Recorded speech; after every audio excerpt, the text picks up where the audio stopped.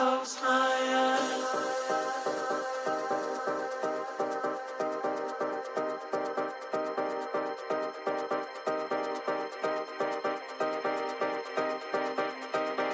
Every time I close my eyes.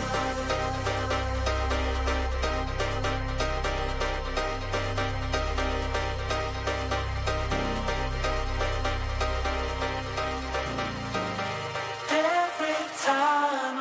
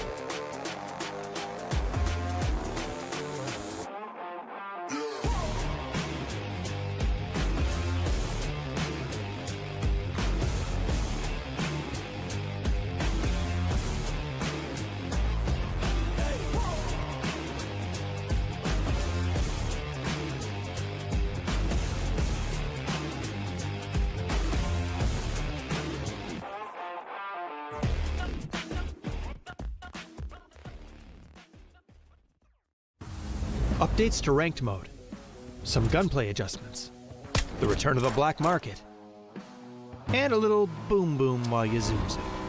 All this and more as we dive into the update 36.1 patch report. First up, ranked mode is getting some major changes for Season 36. Ranks now feature 2 new tiers, Crystal between Platinum and Diamond, and Survivor tier for those who can manage to push themselves beyond Master. Ranked Duo mode is being added, while tiers and RP have been unified across party types and perspectives. Because of this, everyone's RP will be reset this season back down to 1500. And ranked playpoint rewards have been improved.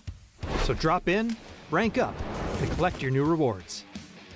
In addition, we're also unifying your Battlegrounds experience between ranked and normal matches. This means you'll see the recall system, Red Zone, BRDM, and items like the Zipline gun and C4 in ranked.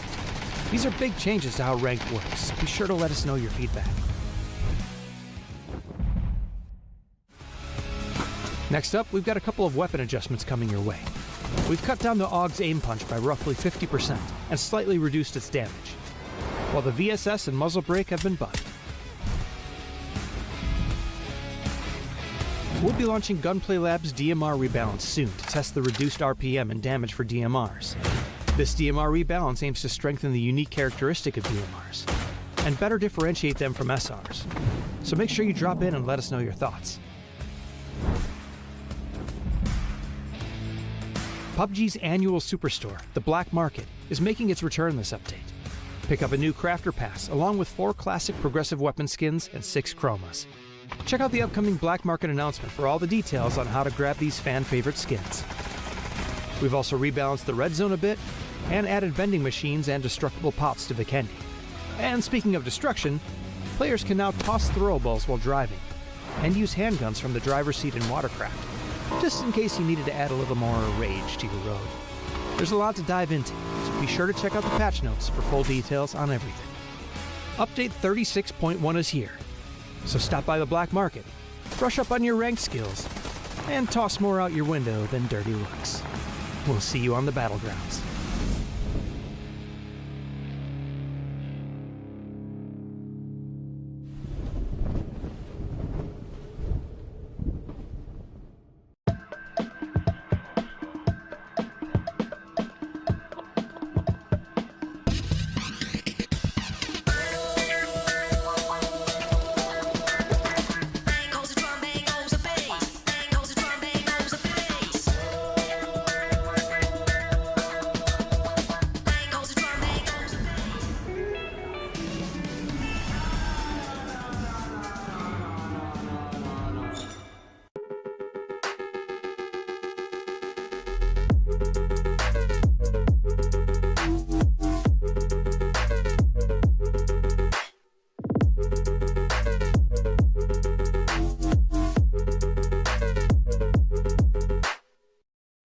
Welcome to the PUBG Players Tour. This year, we're introducing structured competitive play in third-person perspective mode for players of all ranks, levels, and ability. Here's how it works in EMEA and Americas. PUBG Players Tour competition is held in 2-week phases. Each week, you and your squad can compete in player scrims. Think of these as a great alternative to ranked play. Each day of scrims will feature a variety of maps, with defined team and lobby sizes to ensure a balanced best-of-3 rounds. Teams will earn points based on their performance, and daily leaderboards will track their progress. When the scrims are over, the top teams will qualify for the PUBG Players Tour Cups, where they will be joined by up to 10 invited teams, featuring some of the best players in the region. Players Cup leaderboards will track team performances across 2 days of play, with the top 8 squads progressing to the final round of competition. Players Masters are the pinnacle of the PUBG Players Tournament. 8 teams from each of the 2 cups will engage in fierce competition for a huge prize pool in each region across the PUBG Players Tour season. And for times when a Players Masters isn't scheduled, you can still get your PUBG Players Tour fix with Super Cups. These work just like Masters events, where again, 16 teams, 8 from each of the 2 previous Players Cups, compete for a share of the total cash prize pool. Welcome to the PUBG Players Tour. You know the game. Be a player.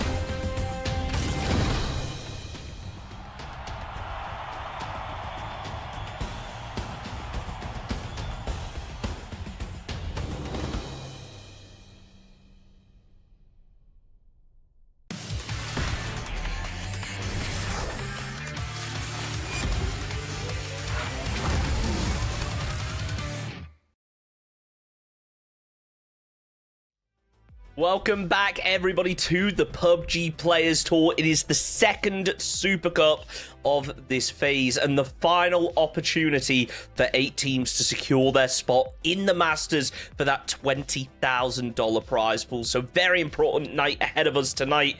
And of course, we had to live up to the occasion by bringing in the one and only Zenox to replace Gibson. I think it's his wedding this weekend, which is why he's not here. So it makes sense that he's getting a bit of time off. But Zenox, it is good to have you here.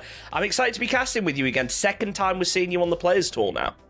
Yeah, it's good to be back. Had a lot of fun last night. Congratulations to Gibson for the wedding. And, you know, that's certainly a good excuse to obviously have a little bit of time off, but excited. You know, last time out was, I think at this point, one of the early player cups that I was obviously able to kind of get involved in. And it just felt fun, right? Like it was just kind of almost going back to the very old days of PUBG where maybe it was more of the focus was on the entertainment, was on the fun and just kind of going in, playing a game. That's what it is at the end of the day. But obviously, as we get to this kind of point now, you know, the competition continues to sort of rise. And probably once you get inside of the server and you hop out of that plane, it goes from fun to competition once again. Well, look, if last week was anything to go off, it was certainly a fun one. Because reminder, we are playing on the current patch. That means we have BRDMs, we have pickup beacons, we have red zones, all of it incompetitive. It's going to be a messy one, but just a reminder, this is how the teams got here. We had the player scrims through the week where everyone was able to take part in a best of 3. They were able to qualify for the Players Cup, which is going to be a best of 8. 4 games tonight, 4 games tomorrow, and then the top 8 teams from tonight will make their way into the Masters for a $20,000 prize pool to compete against the 8 teams that qualified last week. Yeah, I'd love to get in on those Masters because that would be a lot of fun, as you said, with the increased prize pool as well. But Players Cup will do, and the journey to those big tournament really matters just as much as the big tournament in itself. 4 matches today, 4 matches tomorrow, like you said. And this is kind of where I've always wanted PUBG to eventually get to, as we saw more and more maps get introduced. You're having tournaments where you're just playing, you know, 4 separate maps. You could get to a point easily where you could now, in current era day, of course, in the FPP tournaments, you have 6 matches played, and you could easily play 6 different maps if you really wanted to. But yeah, I mean, we've got our teams here as well, which, you know, I think for those familiar with this region, you can obviously have a lot of household names. And it's absolutely stacked with South American teams. That's always the first thing I notice when I come and do anything in North America, is how much love for PUBG there is coming from South America. Of course, you know, being an Americas tournament, it holds true that it's not just, you know, NA, for example, that South America really is by and large a big factor in these kind of tournaments, which is really good to see. Yeah, South America's really been on the come up the past couple of years. I know a lot of NA players have spoken about it, how they're starting to get a little bit more concerned, because it previously was pretty dominant to the NA region.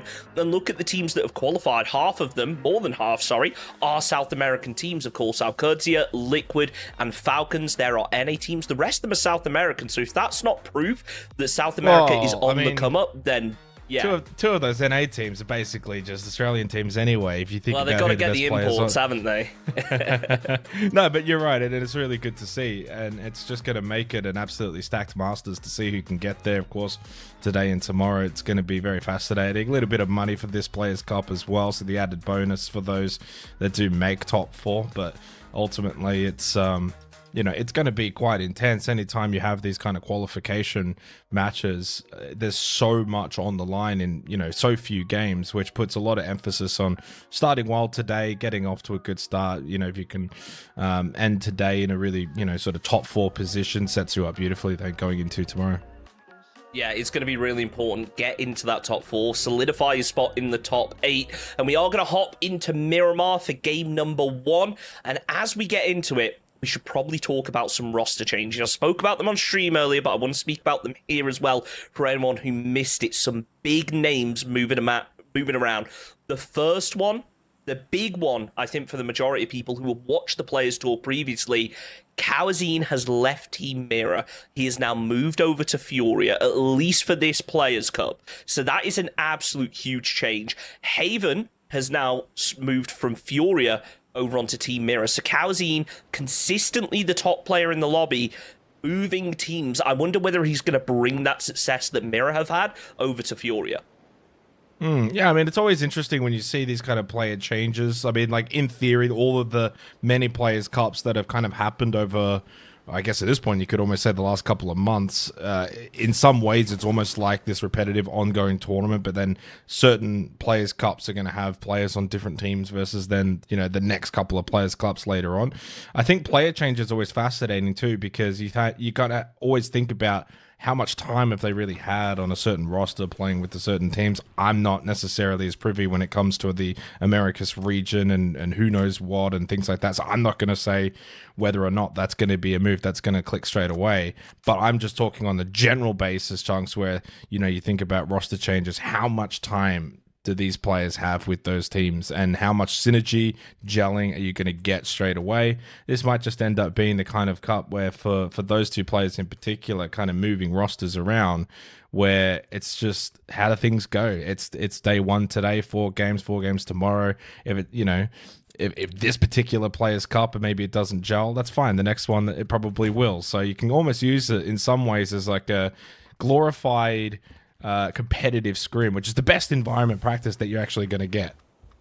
Cash scrims, they're the best way to play. As right now, Berserk, they are going to push up this building. Ben Carson going to be up top, but the rest of Bandidos going to be moving in, trying their best support. Left it a little bit late, so maybe a bit of a concern here for Berserk. As Yayi gets the opening knock, follows it up with a second, supported by Nicholas, now looking for the moon up in the sky, and he takes it out. Only going to be one player left up from Berserk, but not for long. That's some great shooting. I mean, that is some seriously high-tempo shooting. I know, and again, for those unfamiliar, because you're always going to have a couple of people come in, and it's always asking, is this FPP, is this TPP? It is, of course, TPP for the Players' Cup, so you do get a different element when it comes to the shooting. The shoulder, over-the-shoulder peaks are going to be a thing, whereas in FPP, you don't quite get that. Also, wider FOV. But those are still some really nutty shots to actually hit. First game of the day, 3 minutes in, drop down, pick up a gun. Which, you know, that's the bread and butter when it comes to PUBG for these players. That's the repetitive nature of when you go and play ranked, when you kind of drop in and, you know, you're warming up. That is literally what you're warming up, the vast majority. It's not getting in a vehicle and rotating and playing circle positions. It's drop down, pick up gun, shoot people. That's PUBG at its core, and that's why these guys are the best players in the world. And you know, that's really just a good showcase of it right there. Really aggressive start there. I love to see that.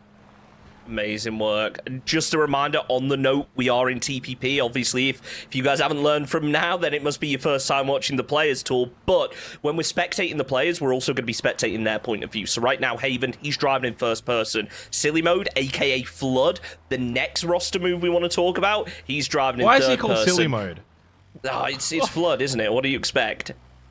I'm going to have to tell him off. I hate when players do that. It was in the APAC qualifiers for EWC. It was the Monk roster with High Command and Nikus. Oh, and then yeah, they, that makes I don't know sense. if you saw it, Chunks, where they had the Team Liquid names, but it was like Luke 13. Instead of Spark King, it was Spark Queen. You know, like they had some fun with it, which I'm okay with that. But it also confuses people. And, you know, obviously I love those boys. Confuses us a as lot. well.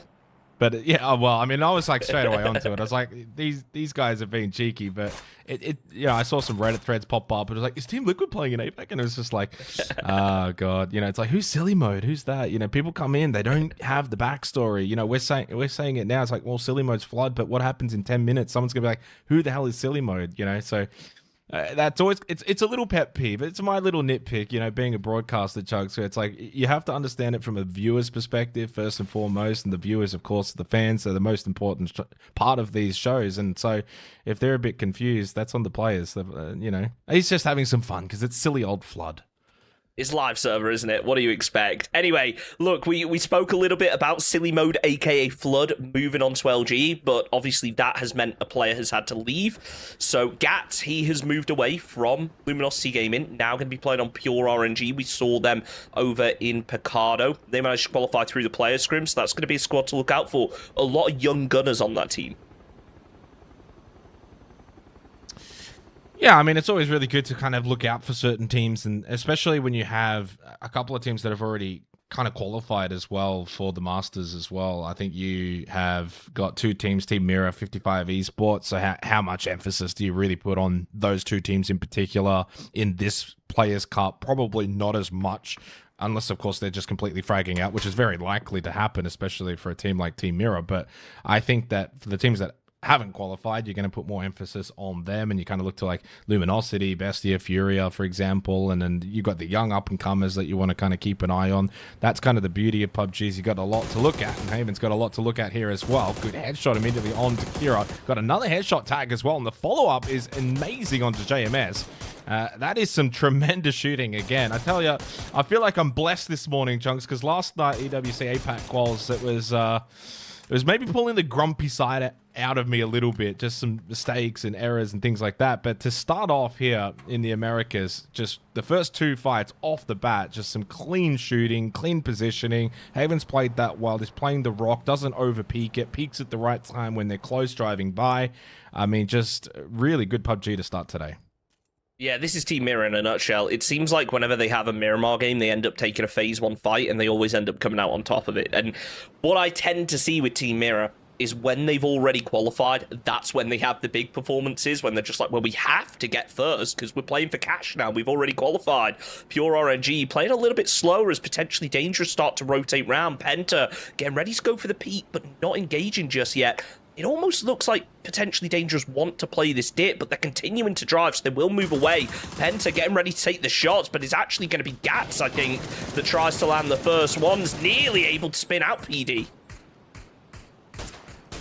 Yeah, probably gets away from here now. Distance too far. You keep shooting, you keep hoping for the best. It happens 1 time out of 10, probably. Never easy shots to hit. Those are difficult. Well, over 2 Flood, and he's got an easy player because he's just moving up slowly, but in that old age, and the veteran himself, he's unable to hit that. Go back a couple of years ago, and he would have just got a quick headshot into the knock, into the flush. Unable to land those. He'll blame Ping. That's his own fault. Luminosity are split at the moment in a 3-1 split. Voxic a little bit further back. He'll play Anchor and Overwatch for Trevor and Flood. Well, just in silly mode right now. He's not worried about getting kills just yet. Taking it easy, having some fun. Yeah, I mean, you don't want to be too kind in the server, though. It's PUBG. You want to make sure that you're making that statement early on that you still got it. Half health, healing up, he'll be fine. And I don't think 55 are going to push over this ridge. Voxic in a good position as well to deny that. If they push over, well, he's moved now, but I imagine just to group up, heads over to the compound with Flood, which is very much just a safe compound in terms of the actual circle as well. Just, I'd say center north, this current position for 55 and Luminosity. Good spot, Phase 1, minute till Phase 2. Not expecting really any more movement from here. What I am expecting at some point, though, Chunks, is a lot of the new additions and BRDMs and C4s and all the shenanigans, red zones that you mentioned earlier, at some point to become a factor, which, my feelings on that is, I love competitive PUBG. I know Players Cup is fun and it's a completely different battleground in itself, but I still recall back in the old days when we first started casting PUBG, and red zones was still a thing in comp PUBG. I did tournaments with red zones. I saw red zones kill teams in full-blown tournaments, and then that was the point where everyone was like, nah, we got to get this stuff out of the game for competitive. So it's interesting to see it kind of come back, but of course a different environment. Now, we should point out as well, the red zones, they have been changed a little bit in the recent patch. They are a little bit smaller, and they also are less frequent in terms of the bombs that are dropping in. So the risk isn't as high, but it's still not one that you want to take if you're clown carring in a vehicle, trying to make a rotation, getting pressured, and then you just get blown up by a red zone. But the circle is getting ready to pop, and it is going to center up over towards Chumacera. So teams like Empire are going to be in a really good position going into this one. So many squads going to be fighting for that Chumacera area. I would expect teams like Pure RNG to maybe go with a really far rotate down to the east, the same for Mirror on the western side.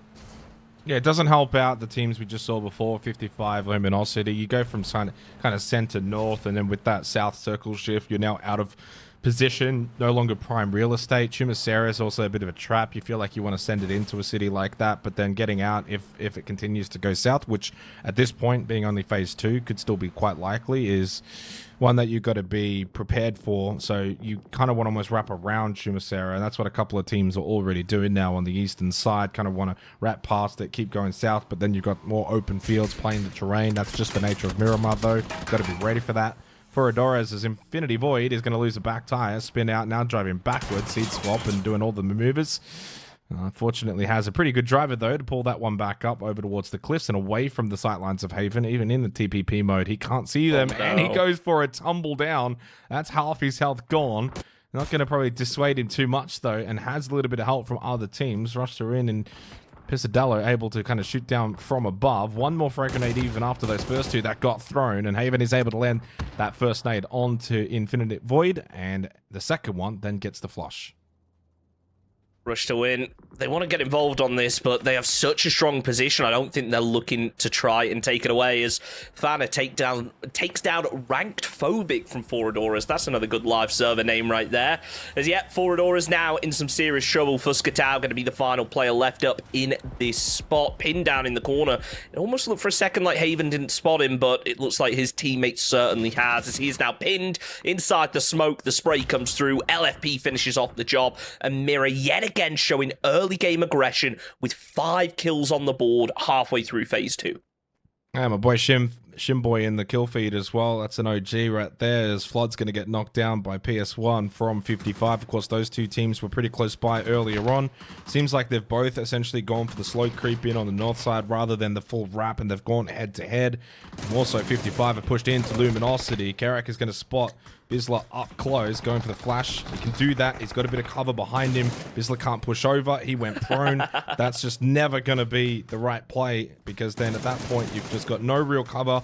Voxix at the back. He hasn't got good line of sight. Flood's already knocked, now dead. And Trevor's just driving around doing donuts in the backfield. So for Luminosity, they lose 2 players, 55. That's a really good start to the day.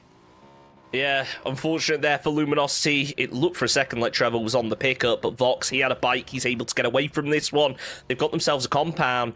Now the question is, do they try and get back towards those chips and try and bring the players back in? Because right here, they do have the ability to recall players into the game, but those bodies are completely contested right now. They are completely covered, so LG would have to take the fight to be able to bring the rest of their squad back. See Team Mirror, 5 kills already, courtesy of Heaven before with the nades that we saw at the cliffs over towards the main road coming out of Pel Del Mar. So it's a northern shift on to Jumisera. So if you've kind of gone in and around that area, talk about paying dividends on the phase 3 pop, which, you know, to be fair, again, the south side of Jumisera, you can kind of see that open field, kind of almost this bowl shape. You don't really want to be in there, but you want to play the cliffs. So AMG, UK, they're playing those cliffs. They would have wanted that more southern pull so that when teams were coming out of Jumisera, you can kind of pick them apart. But while they're still in for this pop, no longer are they going to be able to get what they really wanted. Teams in Jumisera are staying there. Fioria, they wanted to find those sightlines, but that sandstorm's going to make it difficult. It may be a bit of a blessing here for 55 Esports, though, further to their west, as they get freedom to reposition. Just a reminder, make sure you pull up that map feed with !map in chat, so you can see all the action that's going on. Keep an eye on those rotations, and if I were you, keep an eye down to the southwest, because look how many squads are trying to make it in with that recall beacon being sent up. Well, Nyx driving up the hill, able to get away, though, from the shots of Miro, who have just been everywhere in the first 15 minutes of this opening game. They've just not wanted to kind of sit still, get into a key position. They're just happy to just keep wrapping around in their vehicle and try and find any kind of fight that they will feel like benefits them. Strict God in the blue, not the only one, potentially dangerous as well. And it looks as if Panzerfaust on the back, and this is what we want to see, the old Panzer. I love the Panzerfaust, by the way. I mean, it's certainly one of the additions that I've enjoyed in actual competitive PUBG, and it's been a nice little addition. Strict God hasn't quite been spotted, though. They're hunting, but he's not in the building. They think he's still inside. He's already gone on the back of the compound playing the fence line. Legits has got Mirror pulling up, rush to win. The next in line for Team Mirror on their quest to dominate all, because that's exactly what they've been doing so far to start this opening game, and Legits is feeling that pressure. Smoke fall back. He's got some help at the top of this cliff, so Bunko's watching down. Haven does get knocked by Pesadello, so sometimes when you're pushing up these hills, very difficult, and you're kind of seeing that firsthand. Fana, though, he's coming out on top of it so far, taking down Pesadello. The rest of Rush to Win are a little bit split off, so they could be getting caught off guard here. They still have the hillside, so they can hold Team Mirror out if they can use it to their advantage. But Team Mirror, they've now got themselves the hard cover. Sure, they don't have Kawazim, but Haven has definitely been filling those boots very well so far, getting a couple of kills on the board. Granted, he is not going to be engaged in this fight for the time being, and the circle getting ready to pop. You've got to wondering how Rush to Win approach this. Are they going to continue to commit to this, or are they going to make a move? And it looks like with that knock, they are going to commit as Fakes in. He tries to get up top, but how long can you really commit to this fight with now Slabby from Potentially Dangerous rotating into the north? Phase 4 pop right onto Chumacera, so expecting teams now to actually commit. If they're not in there, they will be soon, or at least try to be. Fakeson from the top of this building gets the headshot on Tabunko. 6 kills for Team Mirror, but they've already lost half of now, and he's been one of the top fraggers. Another one goes down, LFP to the blue. And this is the problem when you're kind of fighting on the edge and you've got the blue right at your back. You're kind of unable to keep pushing forward. So 2 up at the moment, Fana and Fakeson. Fakeson with a good chance to find the knock. Does do so on Distress, but traded too much time moonlighting on the top of the warehouse building, and Legit is able to get the knock. And while he might not get the immediate flush, the damage done onto Mirror. Now over to Chumacera. Team Raze, they've got themselves some company. They thought they could hold the silos for time, but Fury have made their way in. And Kraken able to get the swift knock and flush onto Martin 99. And this is where it's going to become that bloodbath going into Chumacera. Teams are starting to sense, yeah, there's really not much space outside of the main POI. Fana, though, and LFP not giving up on their quest to conquer all. And they got that initial knock on Tabunko. Now Legits is going to go down. There's the squad wipe on the Rush to Win. Razor, 2 players left up. They've got a C4 in hand. Is this the play right now to try and disperse Furia from this position? It certainly looks like it. This could be their cue to use these smokes, run back, and hope that Furia get put under pressure. Flashbang comes through, trying to maybe just blind Furia, prevent them from doing anything, but with a huge nade coming out from Guzira, there's only going to be Faravero left up. Now, don't get me wrong, he could go for those blue chips. He could try and bring his teammates back, but they are going to be in a very difficult position if that's the case. Faravero finishes off Possa as Balefrost goes down to the blue, will be eliminated. It's Rezav. Faravero, he's caught out from behind. Gabriel's the one to apply the pressure. As Potentially Dangerous, sure, they've had a rough start to the game, but they've still got 3 players alive, and now they have the high ground. Well, it's interesting because obviously it's a TPP tournament, so when you're in these kind of city finishes for FPP, this is where it gets a little bit more difficult in terms of pushing out, getting intel. But with TPP, where it actually becomes not as, you know, annoying, not as frustrating when you're playing around a main city like Chumacera. You know, it's a lot easier to kind of hold a fence line, use the TPP, third-party angle camera to kind of check over it. Is it safe? Throw a smoke, go for the run. It's all a little bit easier. This is not easy, though.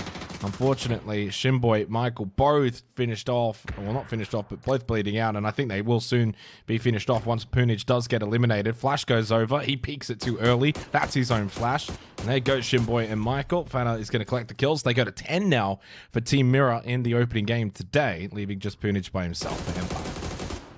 No question marks about how Mirror would perform without Kawazim, but they are certainly putting up the numbers. 10 kill points on the board. And don't forget, we're on that new point system. That means there's only 5 points for first place, so these kills, they go a lot further. LFP working up the hillside, spots out one from PD, tries to land the spray, but now he's being pinched. It's Poonage who finishes off the job. He needs to pop that first aid quick, because that zone, it is chunking. We are now in phase 5, and these circles, they do a lot of damage. Fana, the solo player left up, looking down, trying to find that final Empire player, but he knows that there are players up above. He's been so cautious. If he pushes too far out, he's going to be exposed from the side. Yeah, that's a good spot from Fana. And so far, it's been a really good game for Team Mirror. As you mentioned, of course, with the new point system, you're going to benefit more from the kills. It's not quite traditional PUBG in that fashion, but it is also making it far more exciting.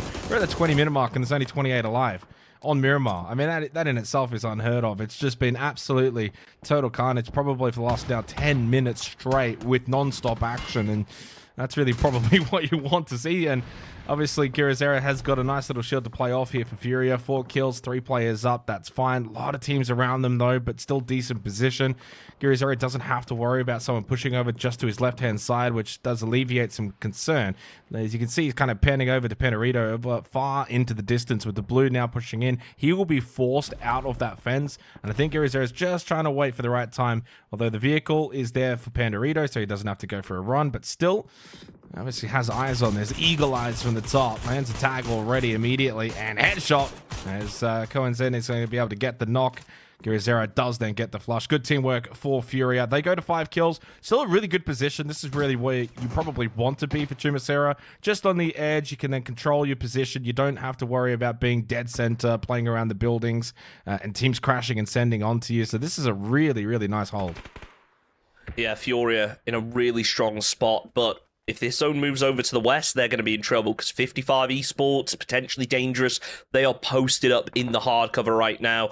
As Lady Kun from Foradoras trying to hold on to the rock. It looks like the position has been read. BZ nades popping left, right, and center, just forcing them further and further out. As Robert, I think that's Team Casito with a new logo, is going to be trying his best to anchor, but the third-party shots coming out from Banditos up on top of the hill, who themselves aren't in a great position, pinch between a couple of squads, really unable to make a move just yet. Circle pop coming in the next 15 seconds for phase 6. As you said, if it does kind of pull a little bit more to the western side, not ideal for Fury, but I think there's enough space here. I don't see this going absolutely hard west. Most likely it'll center up as we get the pot phase 6. Okay, it goes to the southwest, but you can still see even for Furious position, you got Kraken that's still technically inside of the circle, as Nick's eventually finished off by Fana, the solo for Mirror, who has been doing a decent job in this little solo quest and continues the carnage for Team Mirror despite losing teammates earlier on. But yeah, that's a circle pop that I was not really anticipating to happen, but I mean, that's just PUBG, right? Really, you can only read the circle so much. Right on top of SS and Guz. Potentially dangerous. 2 kills, but 4 players up. They're right in the center of this as well for phase 6. And the good thing is, for a lot of these teams now as well, is like there's only 24 alive in the lobby, so there's a lot of space. It's not like classic PUBG where, you know, you've got 14 teams still and very little space and everyone's just running around. So you've got time to breathe, and that's why someone like Glock can actually hold his position right now, because there's no one towards that western side. So he doesn't have to worry about being shot in the back, so he can hold this more aggressive angle.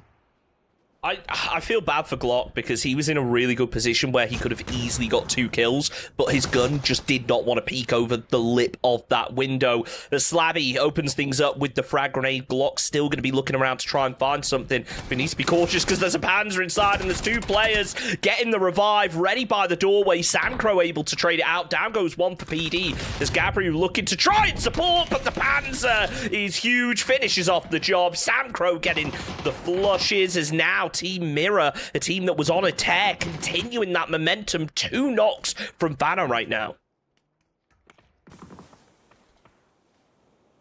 I think you get revives here. I think this is fine for 55. 5 kills. You get your revives.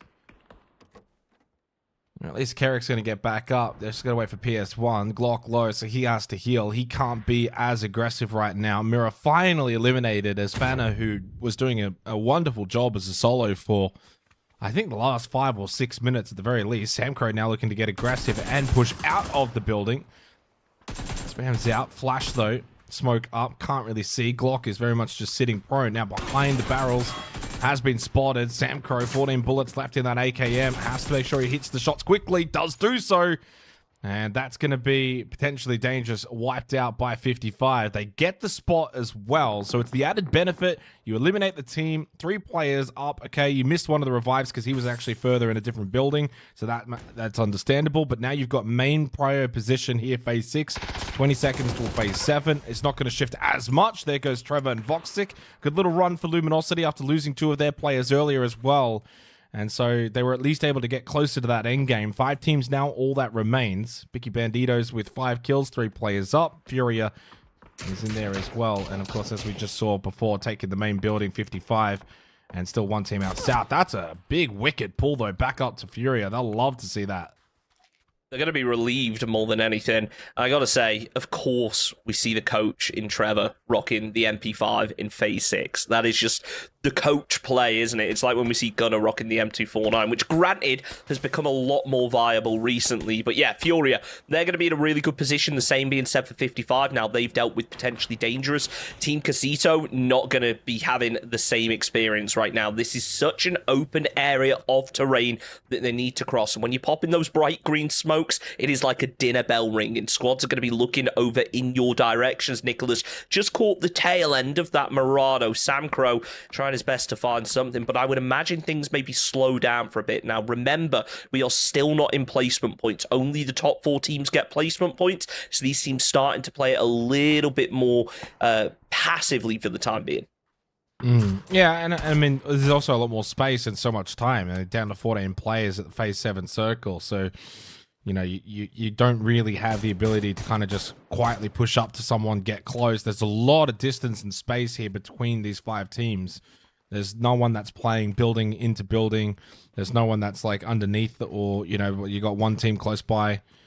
So I'm expecting this, as you said. It's like the eye of the storm that we say over in APAC. It's like the calm before the storm. And it's just the nature of having essentially what was 17 minutes straight of non-stop action. You get to a point now where, because this is not an open field finish, there's only so much that you can really do because there's so little teams and players alive. And you kind of look at all of their positions. Like, Furia's not going to move. They don't have to. 55 don't have to move either. Casito's the one that's on the outer edge, but they're down to 3 players. They've only got the 1 kill. They clearly haven't been as the aggressors in this lobby, but now they kind of have to start thinking, okay, well, we're one of the 5 teams that needs to make a move. We need to kind of start pushing in. Who do we go for? And the reality is, you're kind of having to then look, well, the closest is 55, and I don't know if you really want to be pushing into them right now because they looked really good so far in this game. How many times has Poster tried to get on that roof? I have noticed it a few times now where he's just been trying the same jump over and over. I wonder if he's been able to make it up, but for the time being, everyone's slowing down. Phase 8 about to pop. Don't forget, Phase 9, after Phase 8, is just going to be a dot in the center of the circle. So we are going to end in no man's land. Every single team is going to have to move out of their compounds. It's handy that we brought up all the smokes earlier, so that is really going to play a big part in how this end game goes. I think for Banditos, they're just going to try and keep their heads down for the time being, not draw too much attention, hope that 55 and Furia start trading. But in 30 seconds, Furia, they're going to have to get Gizera off of that anchor position. Banditos also going to have to make a move into the circle, and right now, they have no cover to work with. Well, there's one spotted. Yeah, Calzine getting a nice knock, but it's on to Banditos. I think that would have been better if it was almost on to 55. Banditos aren't really looking like that much of a threat right now. You know, as you were saying, Banditos, you were kind of probably hoping from their perspective that it would be Furia versus 55, but they've kind of been spotted by Furia, and that's really bad news because they're not actually inside of the circle, whereas for Furia and for 55, they actually are inside of the circle at the moment. They don't have to move. They can punish these 2 teams, you know, that are further out. By the way, don't forget about Lady Kun's still alive, hence why we've got 5 teams, which I haven't really been speaking about them because as a solo, probably less likely to have as much influence. And a nice little double kill for Furia sees them go to 9 kills. Once Ken Carson will likely be eliminated, they'll be up to 10. Lady Kun has managed to get over to some cover right now. There are going to be a couple of crates that could, in theory, be playable. Right now, it's Aliv who opens up onto 55 Esports. Maybe not the squad we were expecting.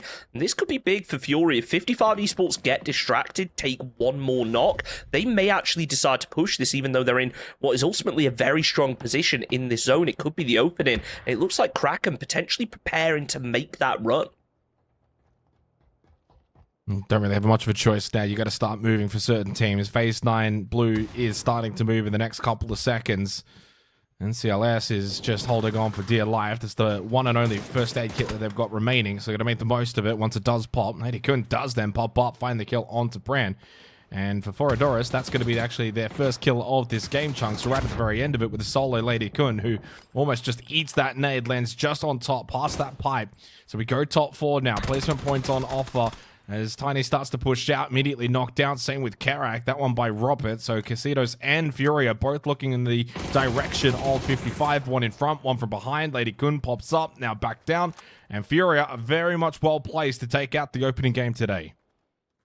They've got the players, they've got the position. Now it's all a question of what 55 are able to do. Can they get a player back up? Doesn't look like it now with that Molotov landing over towards Tony. So left as a duo, just as our Team Casito. Smokes will be coming out from both squads. Getting ready to make the push. Samcro gets a big opening knock right now. Oliv is going to be forced down the ridgeline, potentially opening himself up onto Furia, who have just taken control of this zone. They've got dead center. Samcro, he can't see a thing through the smoke, and he's trying to deny more vision by throwing out the flashbangs, pushes out into the blue, wraps around and finishes off Oliv. Team Casito eliminated down in third position as it's a 4 versus 2. Fury are playing for trades right now. Kawazine hanging on the edge of the smoke, waiting for Samcro to appear. Will spot the head, but he can't connect with anything as Posa pushes his up, finishes off the job, and Kraken gets the kill on Karax. It's Furia with 14 kills and a chicken dinner. And I want to say, I think that is one of Furia's first wins in the Players Tour with 14 kills and with a new player. The future is looking bright for them. Yeah, and don't forget as well, 55 at the end there in second place have already qualified for the next Masters chunk. So it means a lot more for Furia. 14 kills plus the win. You know, those are the kind of games that really sets you up throughout a tournament, especially when you've only got, 8 games that are essentially played. You really want to start well, get off to a hot start, which we saw Team Mirror do as well. But again, they've already qualified anyway. So they're just kind of looking to just have some fun and be aggressive and play without any real threat. But for Furia, it was a really good close finish towards Chumacera. It's not easy when you're playing in those cities. Teams can push in, crash sand. You can have lurkers. You've got to make sure you're covering all angles. You want to play the roof, but then you can get knocked down because there's people looking at you. I think they probably benefited a little bit by just how chaotic the circle was and so many teams not really pushing into Chumacera early on, maybe expecting it to kind of the circle to move away from that city. But then just this position here, that's really what set them up, playing that cliffside out towards the east of Chumacera rather than going super early on. So that meant they could get a lot of kills from all of the players that were coming in to Chumacera. They could clean up, and that's where they picked up a lot of their kills. They got posted back up as well later on in the game. And so really just a solid all-round performance from Furia. The mid-game was perfect. The end-game execution as well, playing towards the end. Really little to no mistakes. And to pick up the 14 kills, really highlighting just how good they were in that opening match. Look at that, Team Mirror, the squad that Kawazine left, also getting up there. Granted, with 0 placement points, they got 13 kills in that game. That's 1 less than our winners. Really, really strong performance for them. Again, another squad that has already qualified for the next Masters, which means that if we were to look at the leaderboard as it is, all the squads down to 10th place would be able to qualify. But we still have 3 more games this evening for tomorrow. We're going to take a very short break, and then we will be back with game number 2. Updates to ranked mode, some gunplay adjustments, the return of the black market, and a little boom boom while you zoom zoom. All this and more as we dive into the update 36.1 patch report. First up, ranked mode is getting some major changes for season 36. Ranks now feature 2 new tiers: Crystal between Platinum and Diamond, and Survivor tier for those who can manage to push themselves beyond Master. Ranked Duo mode is being added, while tiers and RP have been unified across party types and perspectives. Because of this, everyone's RP will be reset this season back down to 1500. And ranked playpoint rewards have been improved. So drop in, rank up, and collect your new rewards. In addition, we're also unifying your Battlegrounds experience between ranked and normal matches. This means you'll see the recall system, Red Zone, BRDM, and items like the zipline gun and C4 in ranked. These are big changes to how ranked works. Be sure to let us know your feedback.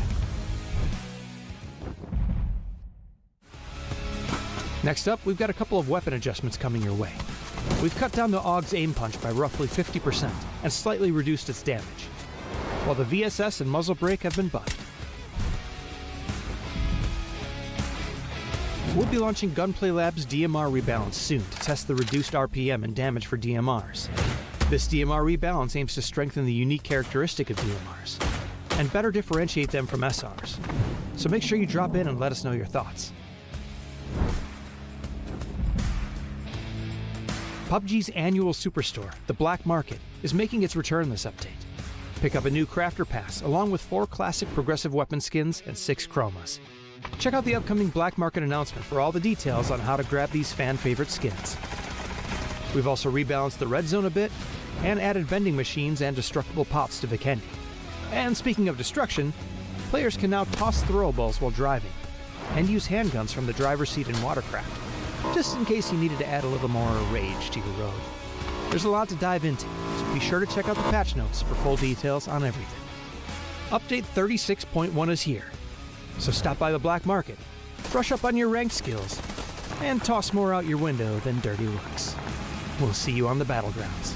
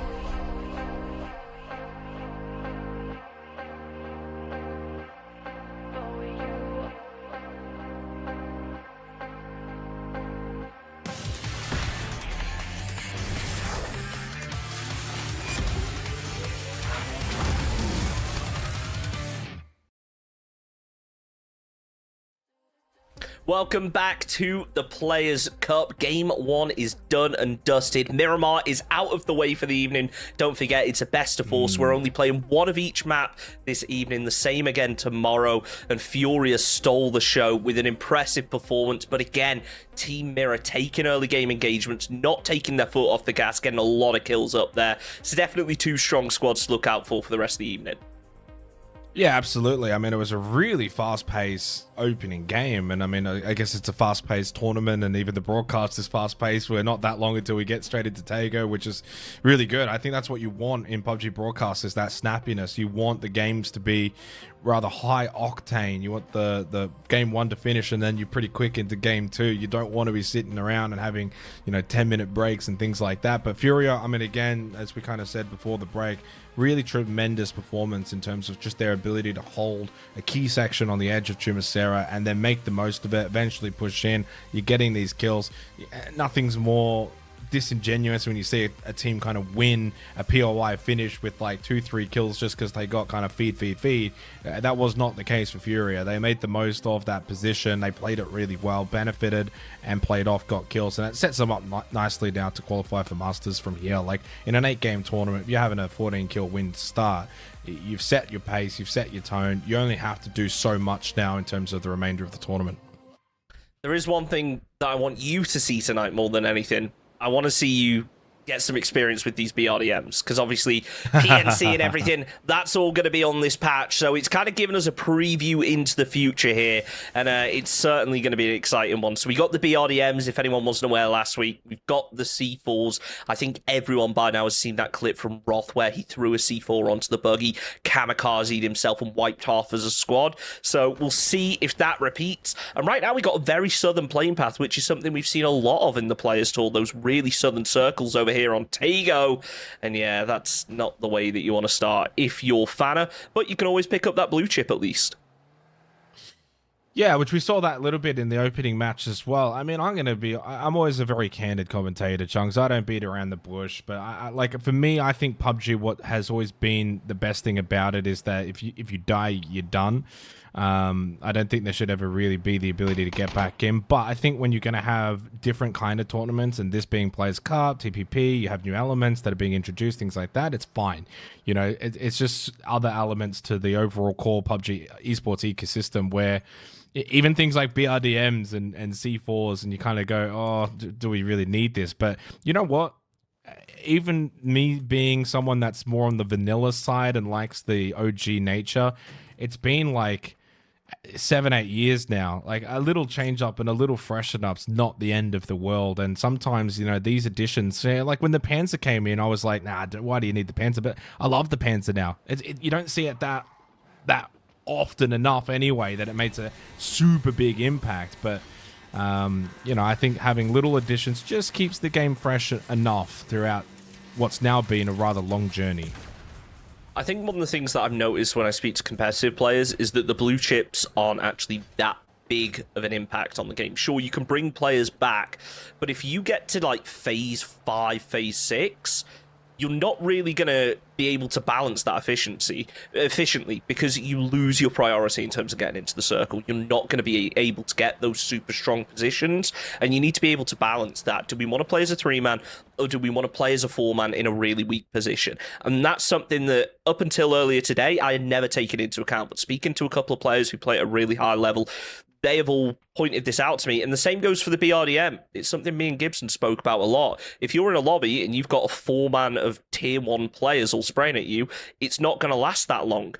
But one thing that they brought up to me that I didn't take into account is when you look at like the utility balance and the loot balance of these pro players, they are going to lean a lot more towards med and util than we maybe would in our ranked or our casual games, where we probably go really heavy on ammo to take a lot of shots.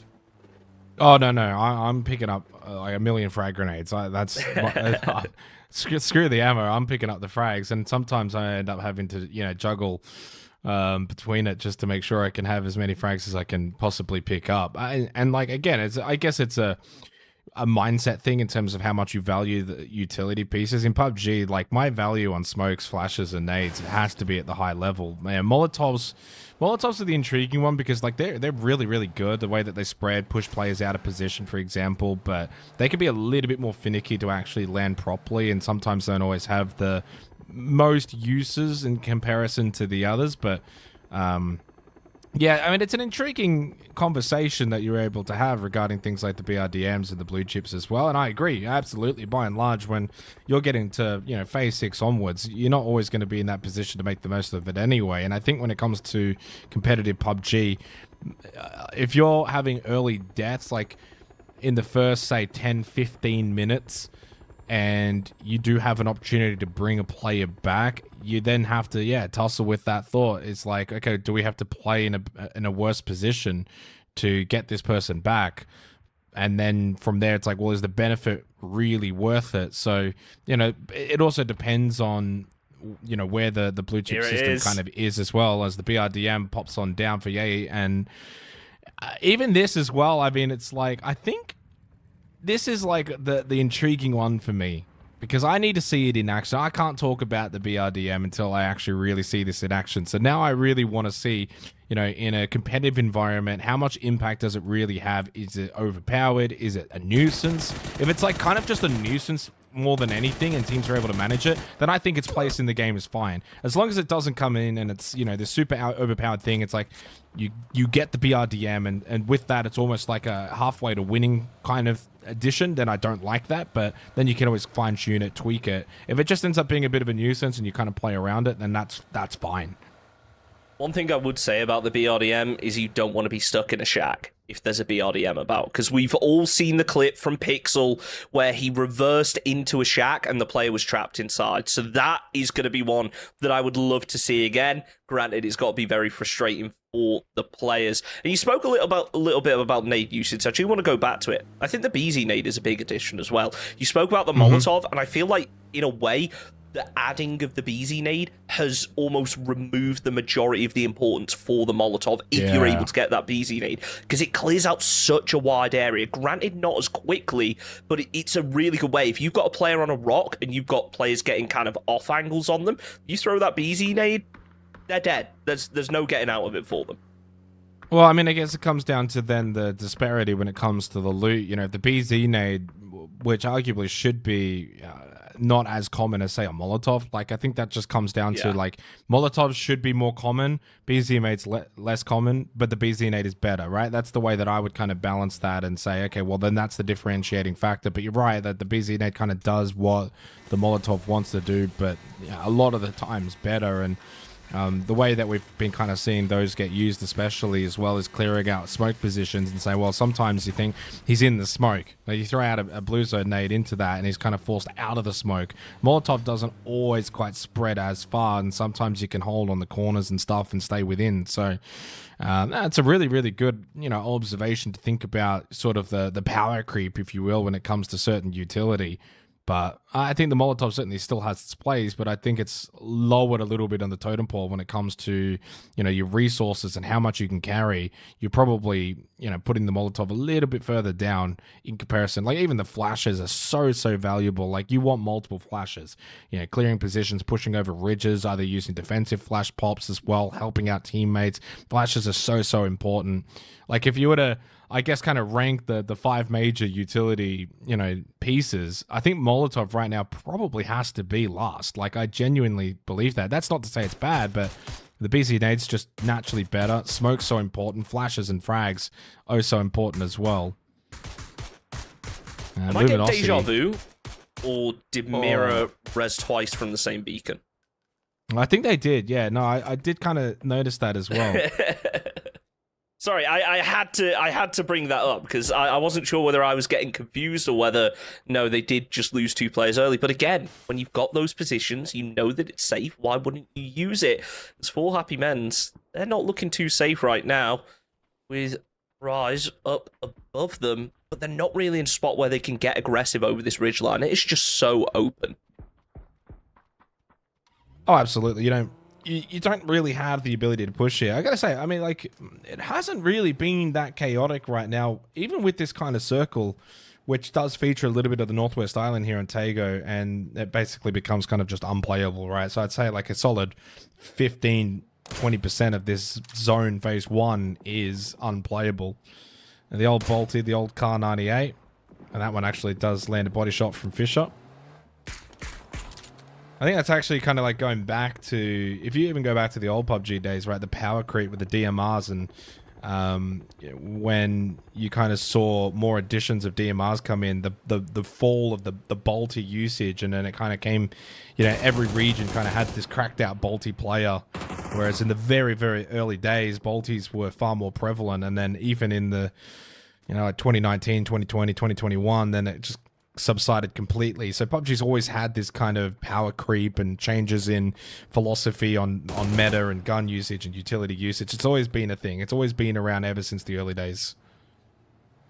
I've always been a 8x AK player. As Yai, well, he's got the BRDM and he is just running over heaven with it. You can see right now, fakes in. He's not going to even attempt to spray that one, just going to try and avoid it. This is where it can be really powerful. When you spot players out in the open, you manage to get the run over, but fakes in that gun is a whole lot more powerful. Takes out Ken Carson, underhand flash being utilized to try and prepare the peak as the player is going to go for the reload. Fakes and maybe expecting him to be around that corner, but no, he will be spotted out. And look at this fan, and the player who got called back in is now lit up and on his own. No health. LFP is going to be there for support. They do have a compound, but it is not the strongest. And yeah, Banditos, they've got the BRDM. Yeah, he's just going to sit in it. He's not even scouting.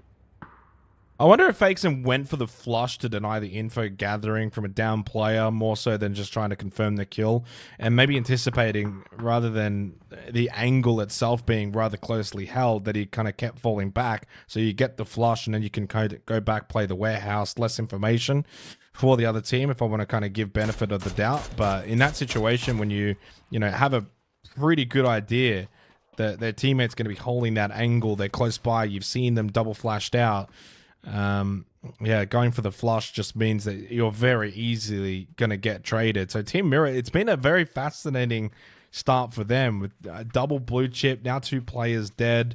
It's been a pretty hectic, probably opening 10 minutes for them and probably for no one else in the lobby.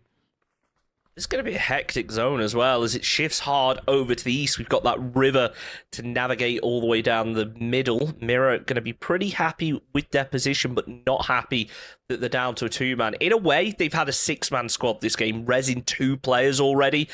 They definitely like taking those early game fights, but it seems like today, at least in this game, it hasn't worked out for them as well as in game number 1.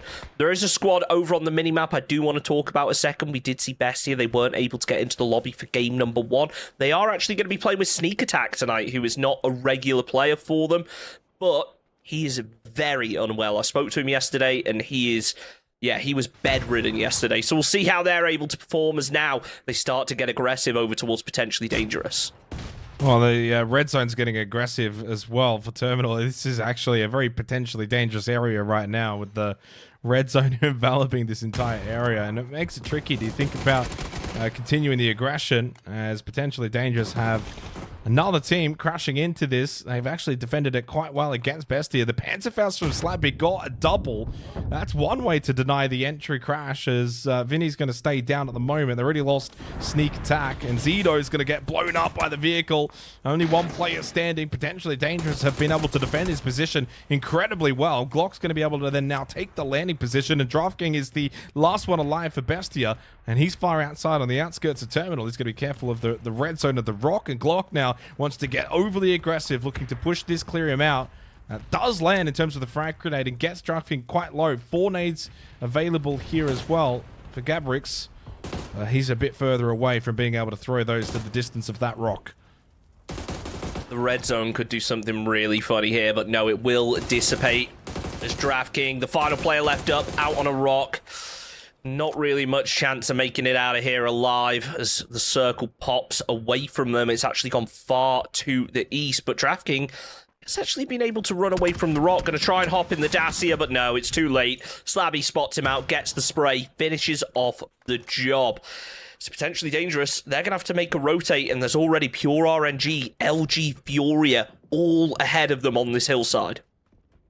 Yeah, I mean, that's a massive shift here for Phase 3 to also include this kind of river section. It's that 50-50 split. Love that. A lot of fun. Red zone over a couple of teams out towards the western side. Empire's going to have to avoid that. Maybe think about rotating around it or just go straight through and just basically pray to the red zone gods that nothing really happens. Valiant going to be eliminated by Infinite Void. For Foradoras. Nice 3 kills to start this game. Of course, recall last game, Lady Kun able to get towards the late game scenario for this team, but they didn't really pick up a lot of points. Trevor just gets absolutely lit up. We saw it from Infinite Void's POV, but Lady Kun was also landing shots at the exact same time as Flood gets the knock onto Fusquado. Now, obviously a massive difference between these two teams in terms of the distance, but I don't think Luminosity have to move here. Like, Phase 3 pop, yes, you're on edge West Coast, but there's a very good chance that it comes straight back Phase 4 to their location. So they're not going to move. They'll get the revive. They're fine. And Voradoras, same situation. So these two teams that are just kind of poking and prodding temporarily, I imagine then as Phase 4 ends up happening, Luminosity will care a lot less about what these guys are doing because they're going to have to watch their backs. We saw it for a split second there. The E pickup being used.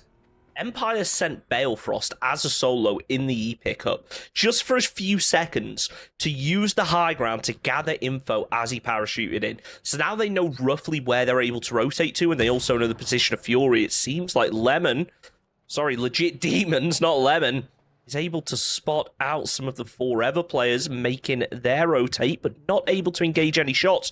The rest of the squad further ahead, but need to be careful because full HP, they're driving right past. Not able to spot him though, so not able to seat swap with that P90.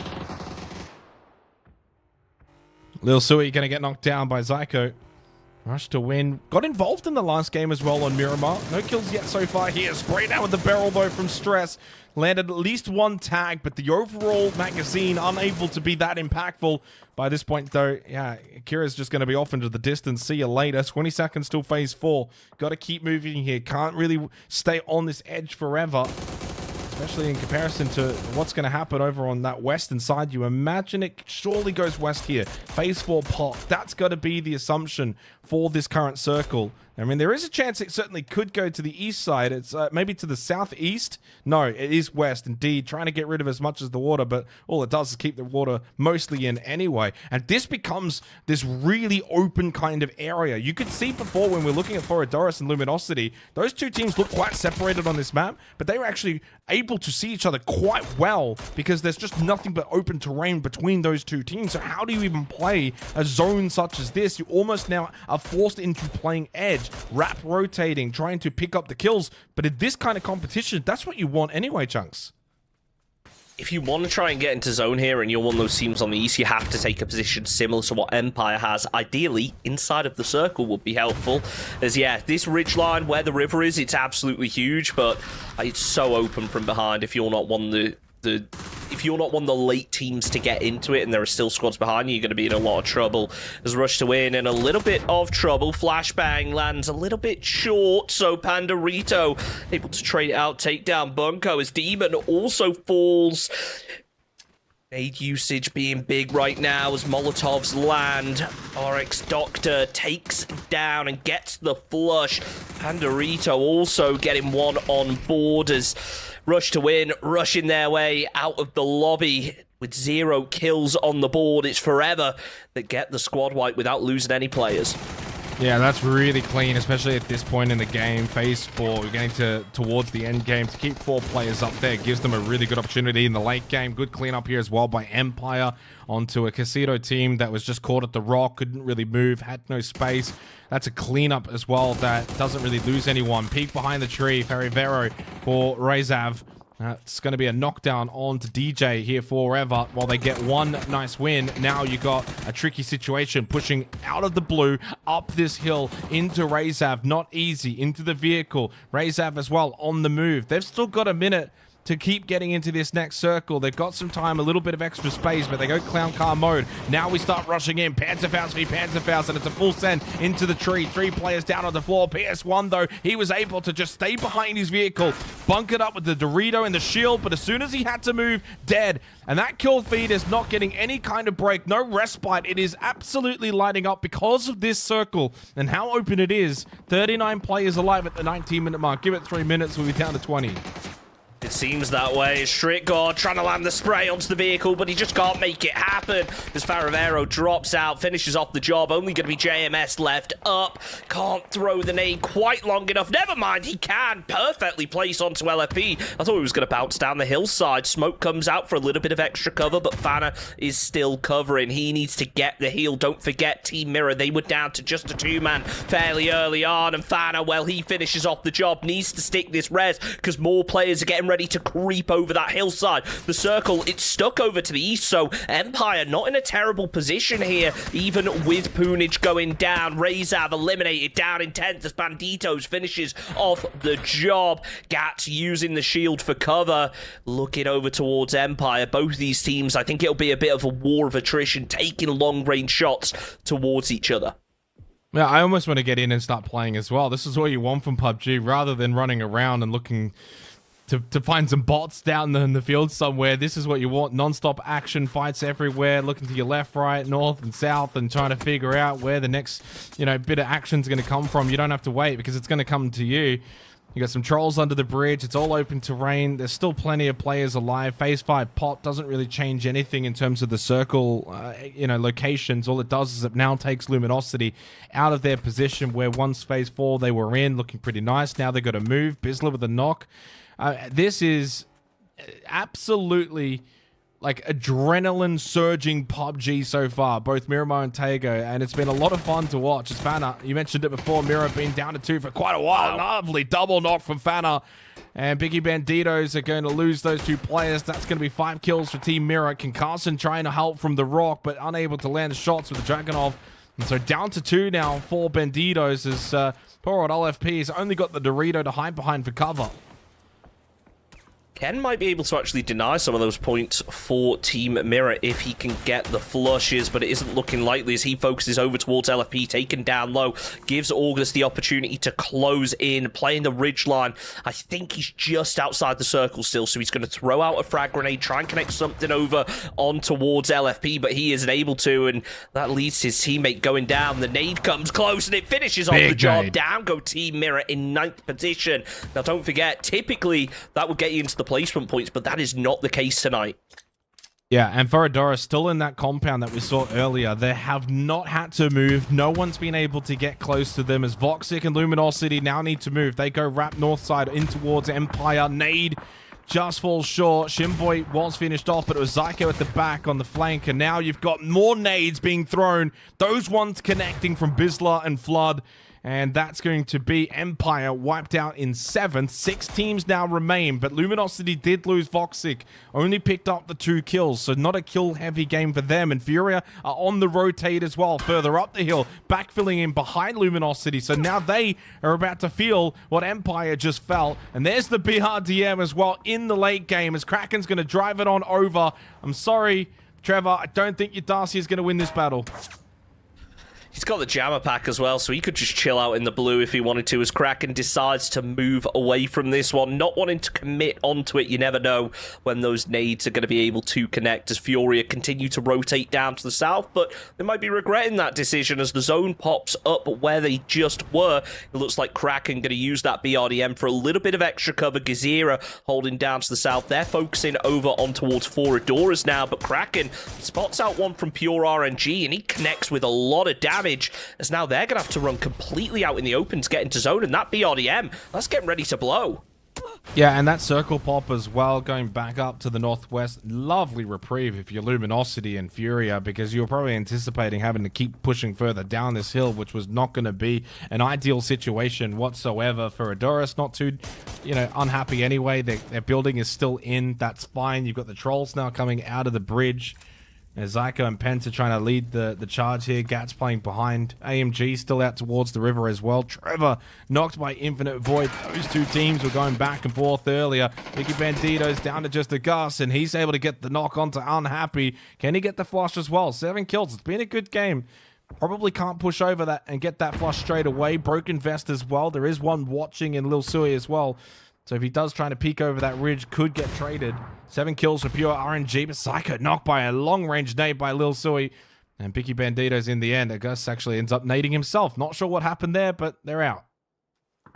Sometimes it's better to deny points when you're in a rough position. Not sure whether that was the case as Gats tries to open up with the flashbang. Berserk, they're going to be holding the edge of the zone. Lil Sui, he's got himself a jammer pack. He could have tanked a bit of blue damage there, but instead opts to move into the circle. Not sure whether that was a misclick, whether he's trying to bait out shots from Pure RNG. I think he's just going to hold off, use that jammer pack as long as he can, stay out in the blue a little bit longer, and maybe catch Pure RNG off guard. That appears to be the case. Gats, he's running away now. He has no idea that there's still a player out in the blue, but he needs to pop a first aid quick if he wants to stay in this lobby. Should be able to get it off in time as Penta. He's starting to connect over on towards LG. I think he just about got it off in time, but Penta, that frag grenade could be absolutely massive. Takes the Bizzler down low as Flood trying his best to provide cover through the smoke as Lil Sui eventually falls to the blue. Yeah, just overstayed the welcome, but also you could understand what Lil Sui was trying to do, and also didn't help that Pure RNG pushed away, so then the distance became too much, and they've done well to clean up the remainder of Luminosity. Placement points now on offer as we head into the final 4. Berserk, only the 1 kill. What can 99 do from here? Has got good eyes here on Penta, but they're both actually being knocked down. Penta and Gats on the floor. 99 getting shot at as well. Furia and Foradoras, both with 4 players up. So you would imagine it should come down to these 2 teams once Pure RNG get eliminated, which I imagine will be any time. There it is. They go out. Furia collect the points. And they're looking for back-to-back chicken dinners to start the day. Not quite the 14-kill performance from Game 1, Chunks, but a win is still a win. And 4 kills is still something, and there's 4 more kills on offer. Oh, yeah, they're surely going to be in first place come the end of this game. And for Adoras, they're actually, sure, they've got hard cover, but this is a difficult position. They've been in this compound for the majority of the game. Just look at how dire the ammo situation is. I think it was Infinite Void was using the 6x on the barrel earlier because he just has no 5.56 left. As the circle will close in, Fioria are actually going to get a little bit of extra cover from these airdrops that are landing down, as well as the obvious loot. Maybe going to be able to get themselves some nades to use, because smokes are really becoming an essential part of their strategy right now. As the deployable cover comes in, that should provide a little bit of extra safety. Yeah, I mean, I think this is really well set up for Furio. You mentioned the deployable cover in the Doritos. You've got the trees. You've got a rock as well. And for Adoras, they can sit for now. That's fine. What their best hope is you essentially, can you find a knock onto, you know, Quasara, for example, because then that removes that back anchor position.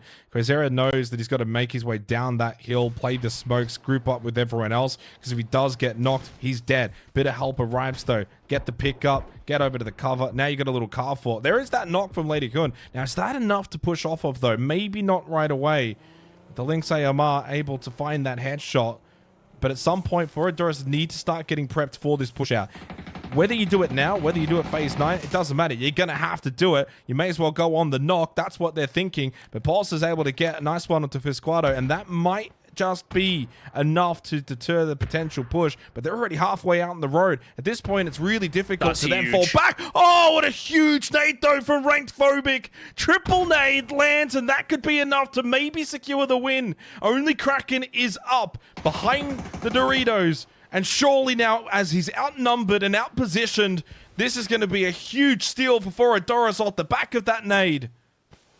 This is one of those times where you want a BZ nade, because it will be an easy win, but Kraken, you can never rule him out. He is doing everything he can to try and survive. Smokes are down, emergency cover being used, trying his best to pre-fire over onto the Doritos, but he just can't land it. Yet another smoke, tries to land the spray, but he's not landing a single bullet, and this is just giving the other four Adoras players opportunity to move around. That Molotov could be big, but it's not quick enough, as Lady Kun finishing off the job for Adoras.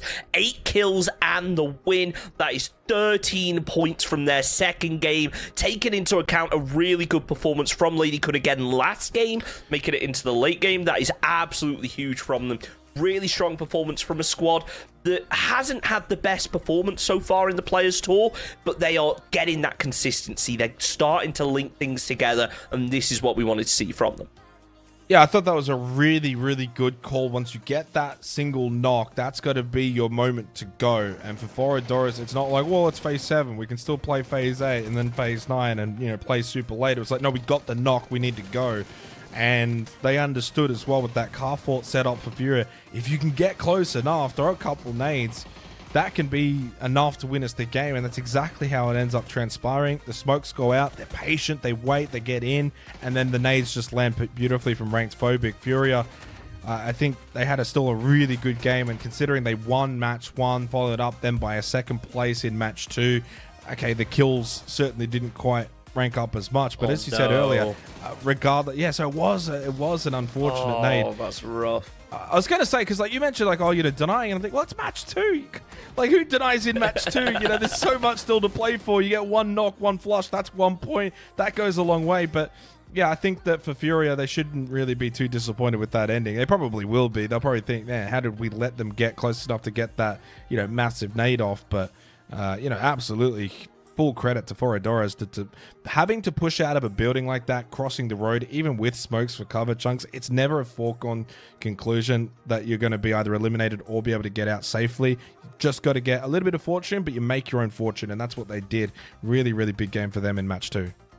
Absolutely, and it was slower towards the early game. They really picked it up well, but let's take a look over at the overall standing, see how that affects things. I'm sure Furia are still going to be holding on to first, but things are starting to tighten up a little bit. Team Mirror also not the best performance in game number 1, but 18 points overall in second place. And don't forget, we've already got 2 teams in the top 8 that have qualified, so that means qualification spot currently sits all the way down to 10th. So any team down in the bottom half, you've got to stop picking things up, because, you know, you've still got 6 games, but it's not that many in the grand scheme of things.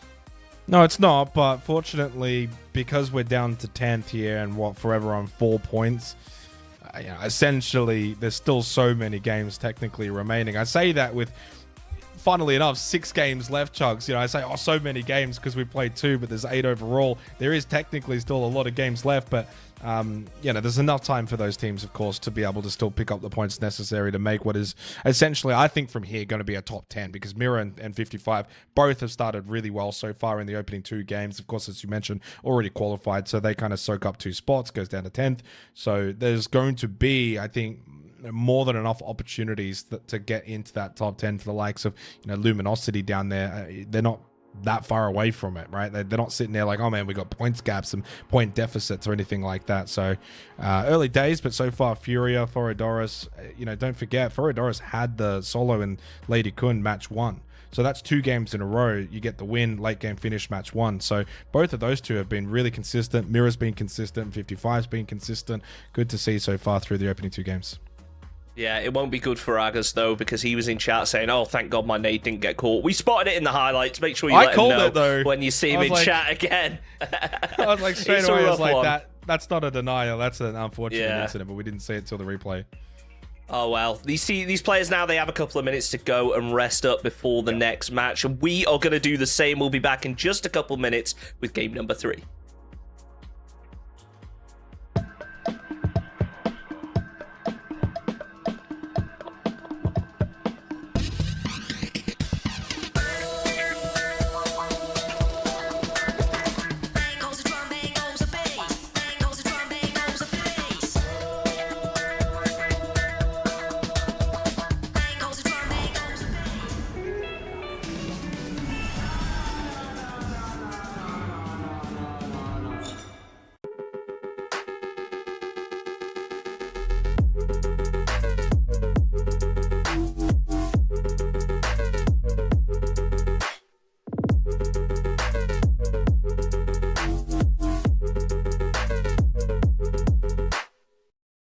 Welcome to the PUBG Players Tour. This year, we're introducing structured competitive play in third-person perspective mode for players of all ranks, levels, and ability. Here's how it works in EMEA and Americas. PUBG Players Tour competition is held in 2-week phases. Each week, you and your squad can compete in player scrims. Think of these as a great alternative to ranked play. Each day of scrims will feature a variety of maps, with defined team and lobby sizes to ensure a balanced best-of-3 rounds. Teams will earn points based on their performance, and daily leaderboards will track their progress. When the scrims are over, the top teams will qualify for the PUBG Players Tour Cups, where they will be joined by up to 10 invited teams, featuring some of the best players in the region. Players Cup leaderboards will track team performances across 2 days of play, with the top 8 squads progressing to the final round of competition. Players Masters are the pinnacle of the PUBG Players Tournament. 8 teams from each of the 2 cups will engage in fierce competition for a huge prize pool in each region across the PUBG Players Tour season. And for times when a Players Masters isn't scheduled, you can still get your PUBG Players Tour fix with Super Cups. These work just like Masters events, where again, 16 teams, 8 from each of the 2 previous Players Cups, compete for a share of the total cash prize pool. Welcome to the PUBG Players Tour. You know the game. Be a player.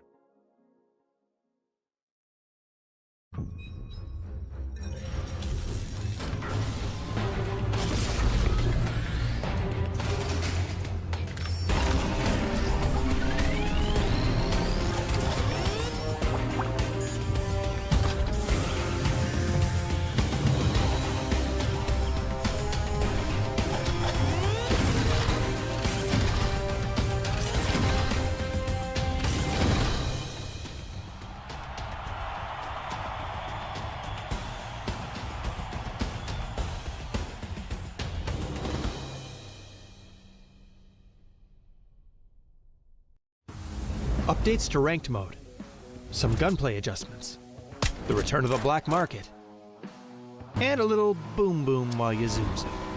All this and more as we dive into the update 36.1 patch report. First up, ranked mode is getting some major changes for Season 36. Ranks now feature 2 new tiers, Crystal between Platinum and Diamond, and Survivor tier for those who can manage to push themselves beyond Master. Ranked duo mode is being added, while tiers and RP have been unified across party types and perspectives. Because of this, everyone's RP will be reset this season back down to 1500.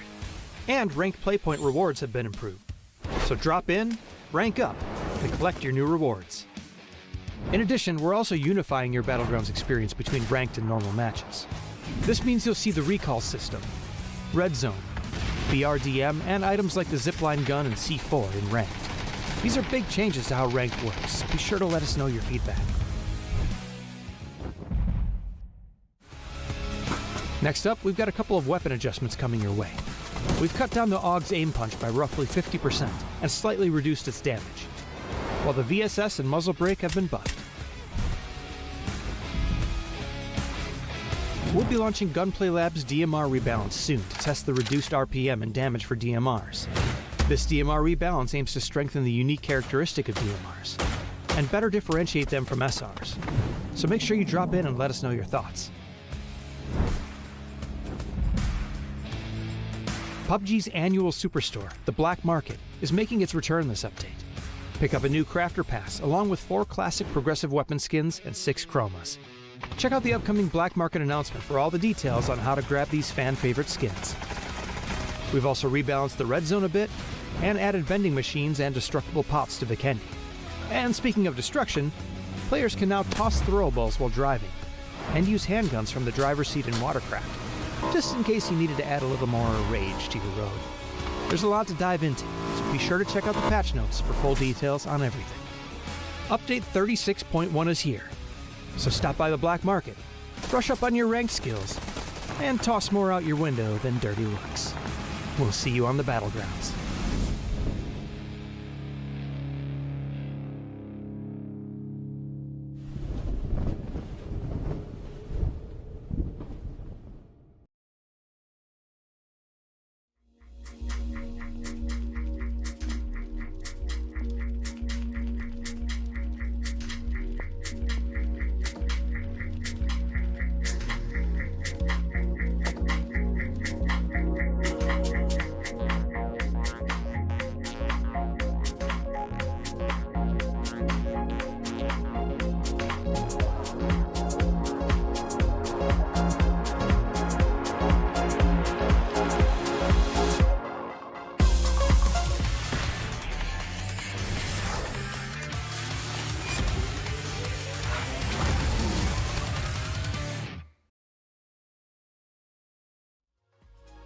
And we are back, ready for game number 3. We are getting ready to rondo, but 4 Adoras in that last game with a really impressive performance, really stepping up.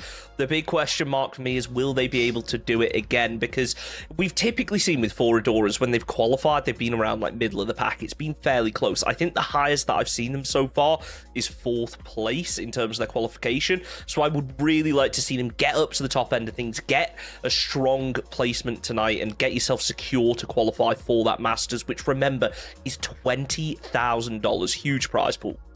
Yeah, absolutely massive. And whenever you start well, you gain that momentum as a team, the confidence and the belief, and you then have a little bit of breathing room to go out and be even more aggressive if you want, double down, rather than kind of like, okay, we've got points, go into our shells, play safe PUBG. You don't have to do that, and you certainly can't do that here on the Players Tour because of the new point system as well. You want to go out and go for kills, hence why we're seeing so much bloodshed in the early and middle portions of these rounds to begin here, match 1, match 2. And I think now heading into Rondo, I'm expecting that to flourish once again. I'm expecting a lot more early fights, middle game fights to continue to happen. And you want to be involved and amongst that. You do have the benefit still of playing good positions early on, going for prios and playing off of the circle and such. But then if you're low on kills, you're going to be very low on points by the end of it. So very fascinating to see how Foradoras want to play from here. They're not the only ones as well. I mean, I think Furia will probably keep just kind of playing very similar to like a Team Mirror. They'll go for kills early on, 2 games in a row for Furia where they've been able to play at a very, very high level. Can they make that 3? And then the teams towards the bottom, yeah, we mentioned it before when we saw the overall leaderboard, in 10th right now, 4 points. That's nothing, right? That's 1 game territory if you're an LG, for example, towards the bottom end of the standings. So I don't think any teams are panicking necessarily. It's only match 3, but of course by the end of the next match, we're halfway through. So you kind of have to probably then start thinking we need to get involved in a lot of these early game fights, pick up kills without losing players. And I guess also with the blue chip system as well, Chunks, like more incentive to then go for these fights. In traditional PUBG, you might end up fighting early, losing a player or 2. That really hurts you for the long game, late placements, things like that. But in this, it's a bit different. If you win a fight, get 4 kills, lose a player, you can bring them back up. So you can eventually walk away with 4. Trevor dead. We might see him come back later on. Early kill for Carrick, though. You'll take that for 55. Again, they've been very active early on in the opening couple of matches. That continues here in the Rondo. I'm not sure whether we'll see Trevor back, because he just looted a body of a player that I don't think had any loot. So that could be the blue chip taken away, and that's something that we do need to take into account, is you could steal that blue chip away. If that player is in a position where you think they could be resable, you could deny that revive potentially. So that'll be an interesting one to watch. Trevor going to be coaching. I mean, that is his role. He is playing as a substitute tonight, so I'm sure, I don't want to diss him and say he's not going to get a lot of kills on the board, but he's definitely going to be comfortable providing that info for his team, guarding out, playing that kill feed tracker almost. No. I mean, sure, LG, they're going to be in trouble. They're down a player. It's not going to be easy, but having that coach there, spectating all of you, getting that extra info, it could actually work as a bit of a benefit here for LG. I mean, it could. I think Trevor's got more than enough quality to be able to get killed. He'd rather be in.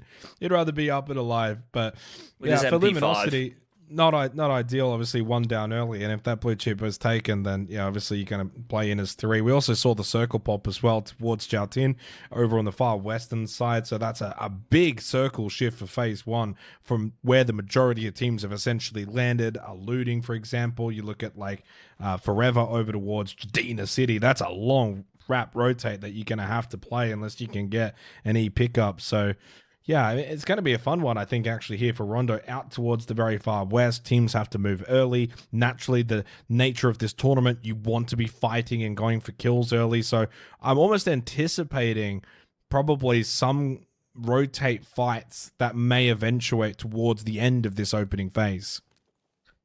I don't think we've seen a Jiaotin circle in the Players Tour. I'm trying to rack my brain. I think most of them that we've seen have actually gone up towards Ryan, which is a very brutal area to fight. And I think that Jiaotin's a little bit different. You've got a bit more verticality. You've got a lot more ridges that you're able to play. Less open terrain you have to worry about. As if you guys pull up the map feed with !map, you will see that Bestia, they're actually going to be calling in an E pickup right now. So they are going all the way from the east, all the way to the west. So they might be able to skip over some of those rotation fights. Yeah, I mean, potentially. I think that you've always got to make sure as well that you don't look at it as a black and white where it's like, we have to fight. You still want to take fights really on the best terms. That's got to be rule number 1. You don't just fight for the sake of fighting, right? Like, you've got to make sure that you're in the best position to be able to win those fights, win them comfortably. Bastia here with the E pickup, Razav on the rotate. Fisher actually has been split up by the rest of his team and pulls up temporarily. Again, this is what I'm kind of expecting. If you can get into an early position on the rotate first, you can then pull up. Teams then rotate past you. You can get some spray downs, hopefully find a couple of knocks. Furia, though, again, early good position on the eastern side of Jiaotin. So, they don't have to really move now. Clear this out. They can spread, take good position. This is also just really good due diligence from Kraken, even using a flash there. Like in our ranked games, Chunks, you're not probably using a flash there. You're just going to be blind peeking everything out. There's probably no one here. But the pros go that extra mile to just make sure. And obviously, that's going to, in the long run, be the 1 in a million when there's finally someone there. It's going to pay dividends. I couldn't help but notice, by the way, when Bestia, they were using that E-pickup, one of their players had a flare gun in their hand. And one of the big questions when you use that E-pickup is, okay, you're going to have a vehicle on the other side? Well, I guess that they could actually take this E-pickup rotate, then calling a BRDM on the other side. So that'll be an interesting one to look out for. I'm not sure how it works in esports mode, because typically, if you guys aren't aware, if you call in that BRDM, you do have to be outside the circle. But the fact that we don't have care packages in this, it may be a little bit different, as Punich tries to go for a spray, nearly getting caught with a Panzer, decides to move down the hillside for a little bit of safety as Michael rams into Demon. Stress also falling as Punich gets taken out. Still going to be one player from Rush to win, potentially causing a problem, but no, he's going to rush away from Empire Gaming as Michael trying to land some long-range DMR shots, just not going to be able to. The bus, it's difficult, especially if you get those EMP zones, but it at least provides you that little bit of extra cover when you're getting shot at from long range. Yeah, and that's one of those kind of rotate fights that I was anticipating, and we get one there over towards Lampo south, very far south of the current Phase 1 circle, not really close anywhere near to Jiaotin, for instance. So, you know, in a typical PUBG game, you probably don't see a fight like that eventuate, but Empire have got themselves into a good opportunity to collect some kills. They do so, they get 3, lose none. That's just an overall win. Those points, those kill points go such a long way in a short form tournament as well. So they'll be very, very happy with that, as much as they probably wanted to get the full squad wipe and Pesadalo was able to get away in the bus. I don't think they're going to be too phased to see him drive off by himself over towards the circle. Razav playing so slowly here, and I can't blame them. Furia have a very strong compound to work out of. They are fairly central inside the zone too, so they've got themselves a good position, but I don't think they have any info where these Razav players are. That's the beauty of using that third-person perspective. Just a reminder, whatever we are viewing is what the players are viewing. So if we're in third person, the players are in third person. And you can see right now, yeah, Razav, they are using that third person to their advantage, not exposing themselves. So Fury have no idea, but look at this sneak attack. He is caught out in the open. Gets sprayed down, but unhappy. Going to be unhappy with that spray, as he isn't able to finish off the job, and Zito going to try his best to provide some cover and fire onto sneak attack, and will be able to, but not before Sneak falls. Yeah, the irony is Sneak Attack getting snuck up on, and then being unhappy with his spray. The funniness when it comes to the names playing out in front of us. Fortunately, had some help with 99 being able to provide, you know, on the angle, because Unhappy, I think, got a little over aggressive there with, you know, making sure he wants to get that kill. Knows that he's very, very low, doesn't want him to heal, but he did over push the hill. And what happens if there was someone else close by holding a triangle? He would have been pretty dead pretty quickly. Draft getting knocked down over Bestia, as they do get the revive successfully onto Sneak Attack, but for what cost? They're in a really tricky situation, and Unhappy isn't going to make the same mistake twice. This time he's sharp. This time he gets a knock and a second for good measure. Takes their vehicle as well. That's Grand Theft Auto. Well, at least Sneak Attack can go and fix those Twilight leaderboards now. I see everyone in chat complaining. Unhappy, tries to go for the seat swap. He's going to get punished for it, and that vehicle is smoking. So even if he got out of it, he would have had to hop out pretty quick. So at least Bestia, they've got themselves a point on the board for this game. As all know, Enzito, he went prone in the worst possible position, and Lil Sui finishes off the job. On the other side of things, by the way, Furia, they have gotten involved over on towards Razav, who themselves have managed to get 2 kills out of this fight. It's crazy when you think about how much space there is. Like the Rondo circles, we're talking a little bit off air, like the Rondo circles, typically, like it's always 100% playable for Phase 1. And you kind of look at this circle on the map feed and you think, there's so much space. How are these teams finding each other? Well, they're seeking each other out. It's a different environment. It's a different tournament. You want the fights. That's what you're seeking. That's why you're getting action pre-10 minutes here on Rondo Phase 1 Pop, where there's so much space, because there's less emphasis on positioning. And why not? When you get a circle shift like that far north now, Jiaotin no longer center. RDS going to be knocked down on the rotate by Fisher, as Razav, of course, they had Furia surrounded, and that's paid dividends. A bit of patience. Once Furia got on the move, trying to exit this compound, they didn't realize they had already been surrounded. They were deep in that spider web set up by Razav, and now there's only one left. So Furia had 2 really good games, but match 3 may be proving to be a bit more difficult. Furia down to just Kawazine. It's going to be rough for them, but if there's a player that can do it, you've got to imagine it's him. We'll have to see, though, as Razav, they are swarming this one. Going to try and land the seat swap onto the vehicle. Maybe just focus on popping tires for now. Leave him out on his own. But it is just a chase for cover right now as Laucher still trying to go for that seat swap. He needs to close up the distance before he lands the spray, but he's chased Kawazim right out of this circle and right towards potentially Dangerous, who, Gabriel, I'm going to assume that was a motorcycle incident. Yeah, and Calcine's going away from an area that you really want to, so he's not really going to be too followable for Laucher. And in the end, Glock's going to actually benefit. He's like, oh, okay, free kill. Calcine's just pulled up, and I'm here at the right spot, right time. Shinboy's got some company here to the right. We've got some Mad Max now happening in the seat swap from Robert from Team Casito. And Shinboy being hunted down. Then he's got a little teammate in Logan and Bran all rotating past. Shinboy, though, regroups for Empire, so they group back up as 4. They don't lose anyone. Shinboy stays alive. That's a pretty good result for Empire, considering their earlier team fight win. Again, huge northern shift here. So now it's kind of the main position you want to be is north of Jiao Tin, and there's so much space. Like, there's a couple of teams around the center point of this phase 2 circle, but because it was such a northern shift, this south side's going to be rather congested. Certainly seems that way. Obviously, Jiao Tin is inside the zone, but I think teams would be very hesitant to try and move into it. The same potentially being said for Stadium. Sure, there is cover, but you don't really have as much as you'd like, and you don't have a great position in terms of moving into zone.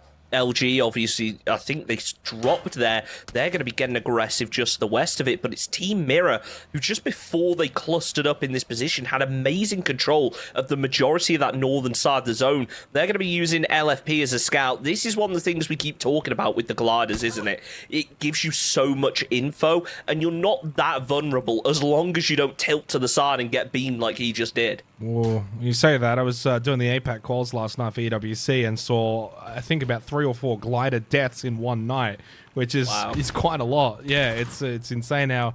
I mean, you got to hit some good shots, but if they do land, you're just straight dead. There's no being knocked, you know, you're just done.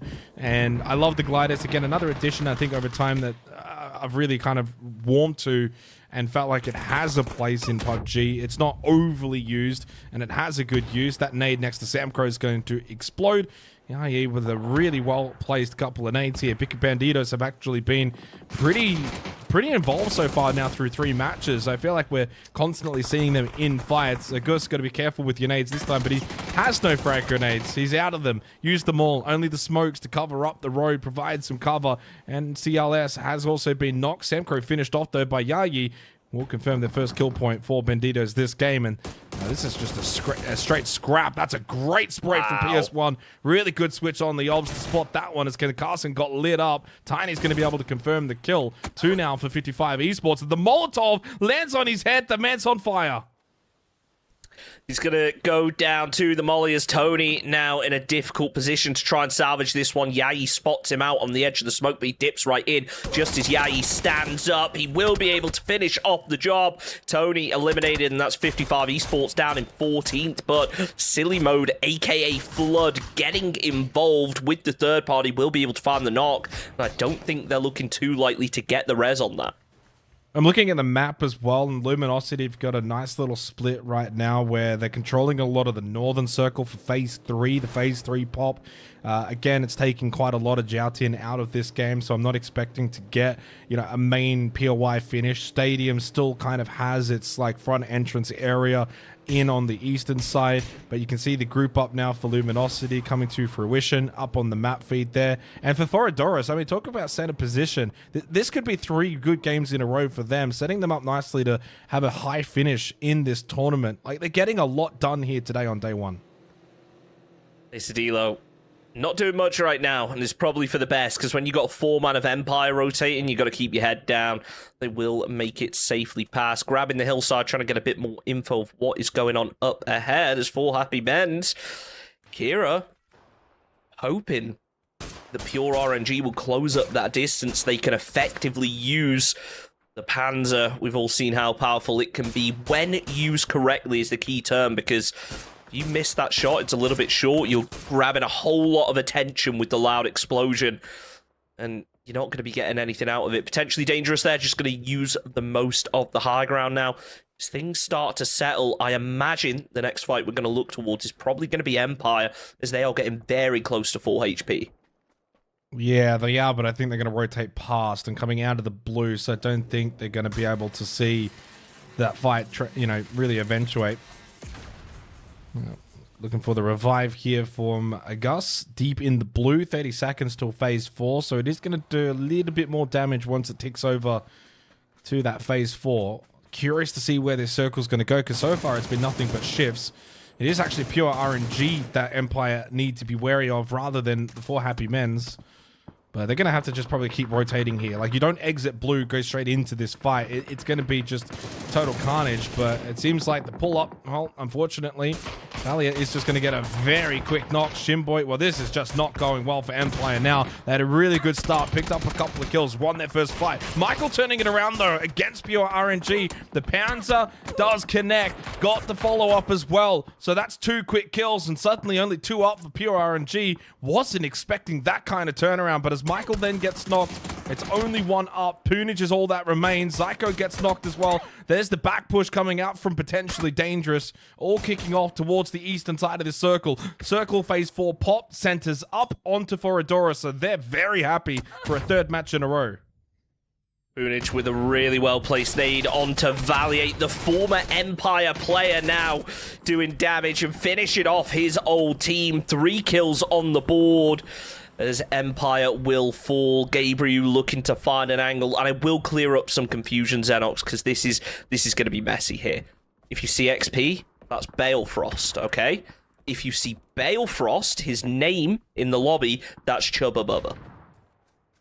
I think I recall that from last time as well, from memory. Just so we're on the same page there, because it's confused me a few times. Yeah, I think last time out it was I think we had Balefrost in, but it wasn't actually Balefrost. It was that was Chubba. Chubba Bubba. Yeah. For Happy Men's, though, they didn't quite get involved on the fight, so they had Empire rotate past them, which meant that they didn't get anything from it. They got no kills, still on no kills. Now in the blue, now they find themselves in an awkward situation as they're getting shot at. It's looking very unlikely they're going to be able to get too much from this game. You don't need any more time in the blue, and that little hit into the rock has cost them at least 1 player. Next is going to get caught by Valiant, who just wants to confirm another kill point. That's 4 for pure RNG. Clearly not going to get any placement points from this game anyway, and at this point, so deep in the blue, probably going to be at least just a 4 kill point game for pure RNG. But you take those, rack them up. It's a good point per game average, as Ontavian from the top of this cliff trying to spray down, but these are difficult shots to land onto that driver. Slabby as well having a fair crack at it, and while we're watching this rotate, there's fights happening elsewhere. It's not stopping here on Rondo. LG Voxic playing point right now, prepping himself a frag grenade. Maybe not realizing there's a player up on the roof, but I don't think he'll have an angle on it from here. Flood, the first player from LG to fall in this fight at least, as they've already lost Gats earlier on. So it's all down to Voxic and Bizler to try and make something happen. Voxic getting ready to move back a bit, regroup, rearm, and maybe hope that Team Casito third party and cause some damage over onto Banditos, because that Panzer can be so powerful. It looks like Voxic's decided to grab one of his own.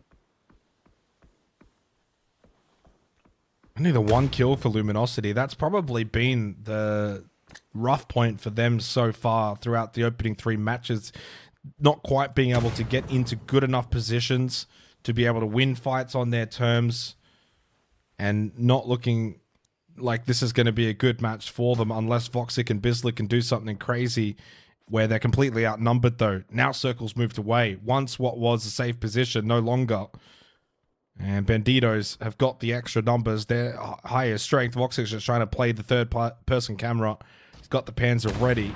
If we can find the opening knock with this Panzer, it becomes a 2v3 and becomes a little bit more winnable. So that Panzerfaust is their win con. Potentially, Team Casito, good third party though, but they're deciding not to just yet as Nicholas opens up the spray.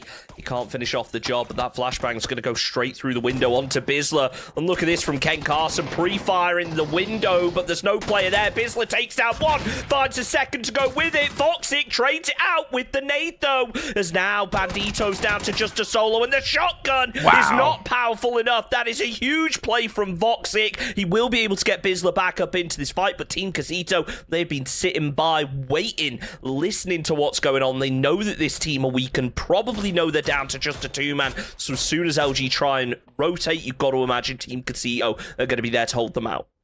I mean, it's just big from both players. I mean, Bizzler's playing first contact and he gets the double. Like, that's insane. You probably anticipate he might only get one and then get traded, and then it's a 3-on-1, and that Panzer can only do so much. But by getting the 2 kills, Bizzler then sets Voxic up, and he slam dunks it with the Panzerfaust and then wins the 1v1. They get some crucial points to LG after a bit of a slow start in this tournament. Brand knocked down, and we move on. Next fight up. There's always something happening around the map here in the PUBG Players Cup, as Aliriv is going to be knocked down by LFP. Mirror involved once again, as they have been throughout all the matches so far tonight. Sitting the blue zone, Ferry Vero will throw out the smoke, fall out temporarily. Rays have up to 4 kills, so they're feeling pretty comfortable so far. That jammer pack just came in clutch for Faravero there. He didn't have to move, knew that they would probably be trying to hold some angles either side of that BZ nade, as Haven put in a work. Team Mirror quietly getting 6 kills on the board right now. I don't think we've really spoken about them too much this game, but they have been popping off. Faravero takes down Slabby, tries to confirm the flush rather than looking over towards that rock to find the second, and Glock blows up the vehicle with the frag grenade. Traded out Faravero. Fisher peeks up, takes down one more, and that leaves only Glock left up here for potentially dangerous. Out in no man's land, the BZ nade is going to be a little bit short, as he is going to peek out from behind the rock using that car for cover. Fisher just trying to find something, but the BZ nade obfuscates it, and it's actually going to be Voxic who third parties and gets the kill. Yeah, that's huge for Luminosity to just pick up a kill from seemingly out of nowhere. Free kill from Voxic, and really good eyes to keep his attention on what was happening down towards the southeast from their position. That was a pretty long-range kill as well from Voxic, and so Razav will miss out on at least 1 kill point because of that, but they've got 6 right now and should be more than happy with what they've been able to acquire so far through Rondo. Don't forget about Foradoris though, Chunks. I know they haven't been as necessarily involved as all of these other teams, but they've been sitting in the main compound. They're going to look to get another top 4 finish, which would be 3 in a row. So, I mean, that has set them up beautifully so far in this tournament, but now is the time to start getting the kills, and the kills certainly will matter, but pushing out of this compound, it sets them up beautifully. 4 players up, they're going to have a lot of utility. You know, teams are wounded around them. You know, it's a 3-man, it's a 2-man. Like, they've got the numbers to now flex their muscles as they come out of the compound. Speaking of flexing, Team Mirror, they flexed out on the rotate as Lady Kun putting in work now for Foradoras yet again. Voxic will be eliminated. The kill is stolen away from Team Razav, as now we are into the top 4 and we are into the placement points. The team's probably going to slow down a little bit. Now, Team Mirror, they made a huge rotate round to the west. They're playing a bit of a 2-2 split. Fana did get knocked, but he's back up in the fight as Fakes him wrapping even further to the east now. They are trying to get complete control of rotations. They want to be the ones who decide how this game plays out, but when you've got 2 4-mans and a 3-man, it's going to be difficult. A lot of pressure going to be on Nubsky as well as the solo from Forever. Yeah, I'm not expecting a lot from Nubsky. Just making top 4 as a solo and having a solid rank take is really all you can expect, and anything extra is just a bonus. Maybe you have a player from Mirror that, you know, is not aware of his position and he's able to get a quick knock flush. That's an extra kill point, goes a long way. That would be a disaster for Mirror. They're probably the only team he might affect. Good shot landing, and then one landing back as well. But Martin eventually does get knocked down, and I think he's actually just going to be straight dead. Got out in the open, and Fana will collect that for Mirror. They go to 7 kills. Again, though, a team that is already qualified, so if they soak up the points, it's not really the end of the world anyway. But there's still money for the Players Cup itself, and that's what Mirror are fighting for, as Lachau is going to be eliminated for Razav, down to 1. So it's a 4v4 and then a 1v1.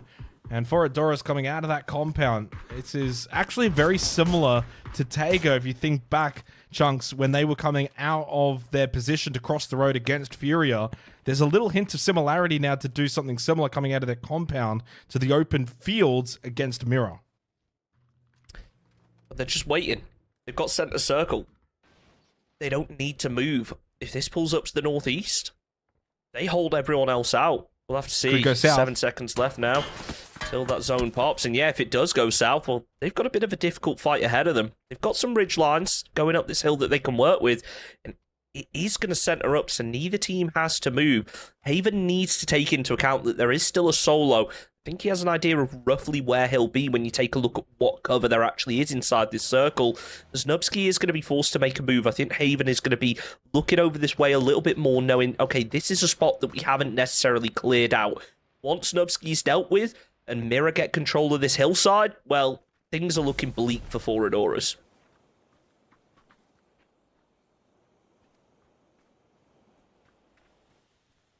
I mean, I think that for them now, it's just you have to probably hold unless you find that knock. But even if you find that knock, you might not be able to really push on it. It's a very, there are similarities to the last match, but it's also incredibly different, right? And they're in the zone. They don't have to move. They can wait this out to phase 8, see what Team Mirror have to do. But they don't have to move either. Team Mirror can just play the cliffs and play a couple down south. Good 2-2 split.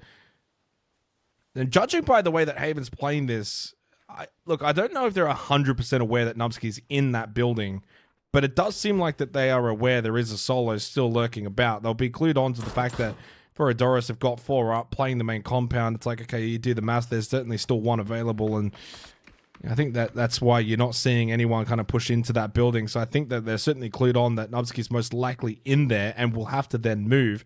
And they're just letting the blue zone kind of clear for them. You might be thinking, oh, why are they not pushing in, clearing it as even a duo or a trio? Well, the blue zone's going to do that job for them anyway.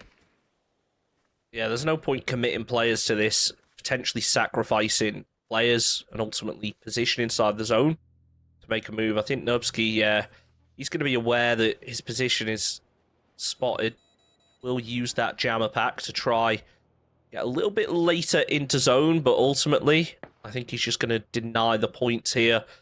I think he left that first aid just a little bit late, so that will be Nubsky going down. And yeah, look at this, immediately Mirror, they just start turning around, they start switching up their strategy. They know now that that solo has been dealt with, no one else to account for. It's just about looking down towards Foradoras, who, again, this is the second game in the row, I think, where they've managed to get themselves a compound and they've got themselves a crate gun with it.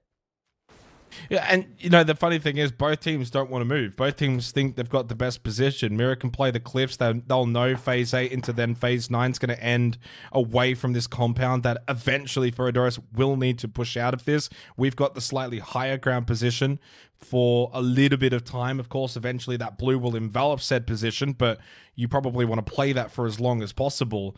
I think both teams, this is a rare instance in PUBG where they're actually quite happy with where they're at. Maybe Foradoras will sense, okay, well, we're going to have to push out of this, but you're not that far away from trees. You can get the smokes out. The question will be, whoever finds the first knock, what they do off the back of that.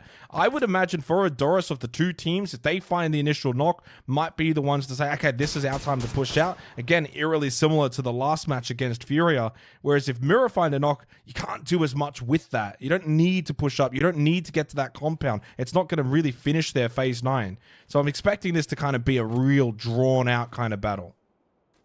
I think one of the things that maybe favors Mirror here in this position, as well as them being Mirror and just being that squad that can just consistently get wins, is the fact that when you're pushing out of a compound, it's almost like you've got more choke points to check. You're not clearing an entire ridge line. You know, a couple of power positions like the roofs that you need to take into account, but a lot of the time you just need to watch those doorways, watch the heads of buildings.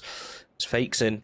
Looking out, potentially going to be able to spot out Infinite Void, but Fuscatau is taking a lot of shots where he can to try and keep the heads of Mirror down. Smoke will give a little bit of info away, but ultimately I'm not sure how many smokes he has. It looks like 0, so he's going to be relying on his team for cover to a certain extent. As LFP opens up over onto Lady Kun, it looks like Infinite Void now in a bit of a tricky position. LFP can still play this second ridge down below as the rest of his team start to get up on those Doritos, trying to find themselves an extra angle. The nade starts to land through. It's close to Infinite Void, but it's not going to be enough to get the kill. As LFP just still checking all those windows, looking like Mirror, they want to start making a push onto this. Now, Heaven's got 1 nade, so he wants to get closer to probably get that frag grenade over. We saw LFP hasn't got any. Good tag on a ranked phobic. So half health, he'll have to fall back, heal. Blue zone, phase 9, starting to move. That's why we saw Infinite Void push up, use these smokes, try to get to the tree, try and get closer to a center position, and got the revive as well onto Lady Kun, who has been able to heal up. That's huge, critical for Foradoris as the nades start to come in. That doesn't get the knock. How many nades do they really have? We saw LFP had none. Haven had 1. If you expend those 2 early, you might not then be able to play the nade game in the late. Fisquado, though, does get knocked down, so again, advantage for Mirror. And it really does feel like they've certainly got the superior positioning. Big tag, though, from Infinite Void to get the knock onto LFP. He's basically out of this fight now. Fakeson trying to win from that angle, but it's right now looking like Mirror in a 3v1, slightly higher ground position, are going to take out match number 3. Only 1 player left for Foradoris and Infinite Void. He eventually gets finished off. They knew where he was on the edge of that smoke. An 11 kill win for Team Mirror. Really, really impressive, and it's no surprise to see Mirror picking up a win here in the Players Cup. 11 kills to go with it, and beautifully executed from them. They realized they didn't have to move. They had players up on the ridges to be able to hold. I think that Foradoris maybe left it a little bit late to actually get out of that compound and play the ridge, because Team Mirror, they were just able to rain down fire from above. Didn't even use many frag grenades or Molotovs. Sure, we saw it at the very end, but typically once you see those smokes going out, you see squads starting to throw nades left, right, and center. And that wasn't the case, but yeah, really impressive. It was not a great game again for Bestia. They are just one of those squads that, you know, they're a top level team, but they've really been struggling here in the Players Tour. Yeah, it was a really fun game. I mean, Rondo typically is a map that I'm not always as, you know, happy with. I think Rondo has too much playable space, and therefore in traditional PUBG it can be a little bit slow at times.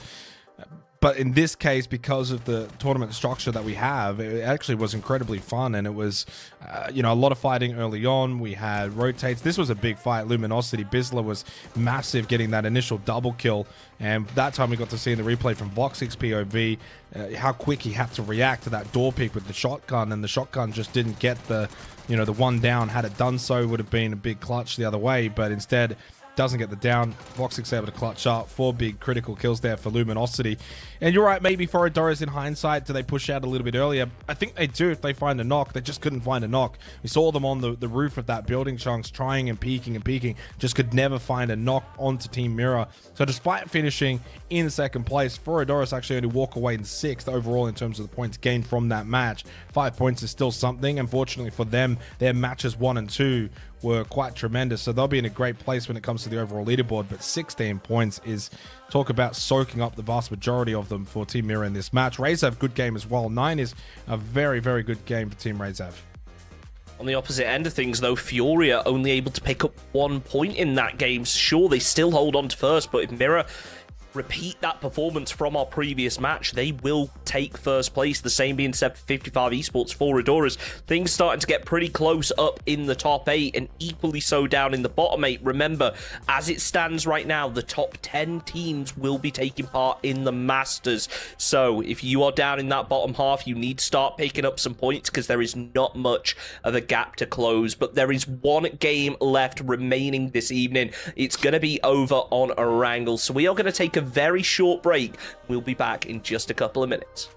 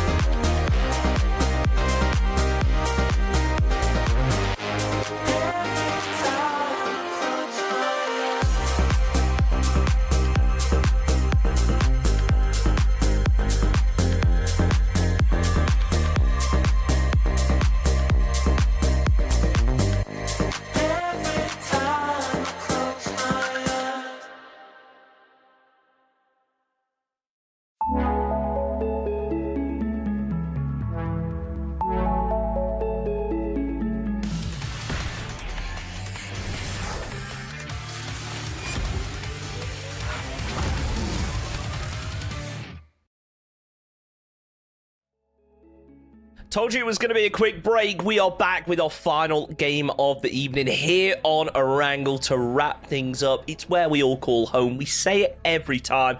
I'll tell you what, this playing path is already looking interesting, but I'm not going to spoil it just yet. We've still got a minute till the game starts. But yeah, really impressive performance from Foradoras tonight. I think they're the team that have really stolen the show. They've been getting the placement early. They've been getting plenty of kills to go with it. Really, really good from them. Yeah, they've been great to watch. I think Team Mirror and Furia as well, probably give a shout out to those two teams. I mean, I know for Furia, that last game probably not as ideal for them, but their first two games were so tremendous. And we saw, obviously, the overall leaderboard prior to that with 55 Esports up there as well. Of course, Mirror and 55 already qualifying for Masters. Means we go down to 10, which is still very much in the very low single digits anyway. So, going into this game and then going into tomorrow, there's still no alarm bells that need to ring for those teams towards the bottom. You can certainly have, all it takes is probably one big pop-off game and you'll go from like 15th probably up to like 6th or 7th or something. It can change very quickly. That's the beauty of PUBG. You're never really out of it until you're mathematically out of it. But I think that it's been a really fun day one. I'm excited heading into Erangel. As you said before, Chunks, it's home.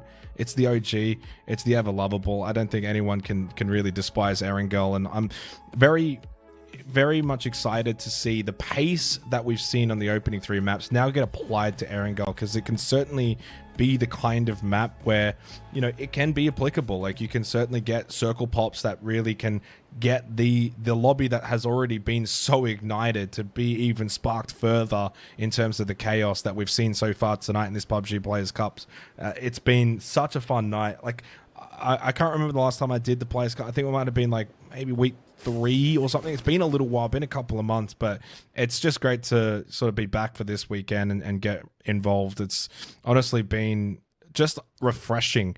I love competitive PUBG, and obviously there's a difference between what we get here at the Players Cup, TPP, different point structure and all of that, but it just feels like I'm almost playing 2018 PUBG again, where there's just so much chaos, everything's happening, there's always something happening, so there's a bit of fun with that. We do get a bit of a boring kind of center circle, unfortunately, but even still, with the center nature of Erangel, like around Potato Hill, for example, like you've kind of got a little bit more open terrain, probably less of the main POIs that are actually involved here, unless it goes up north or it goes to Pachinki. So if it kind of stays around center and certainly center east, it's just going to be carnage. As we got Flood on the bike. Now, we see, obviously, car runovers and fight for cars. Very rarely will you see the bike runovers, although he's got some help now with the UAZ.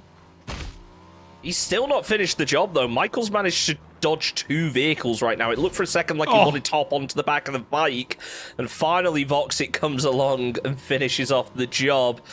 Yeah, not the way that Michael would have wanted to ended it tonight, but he's been playing for a while tonight, so I think it's almost bedtime for him. As LG, they've got themselves a kill point on the board to start out our final game. And look, Zenox, I know you said it was a boring circle, or a fairly boring circle, but when we take a look over at where teams dropped, we have 4 teams, now only 3 on the military island, with potentially dangerous posted up over at Ferry Pier.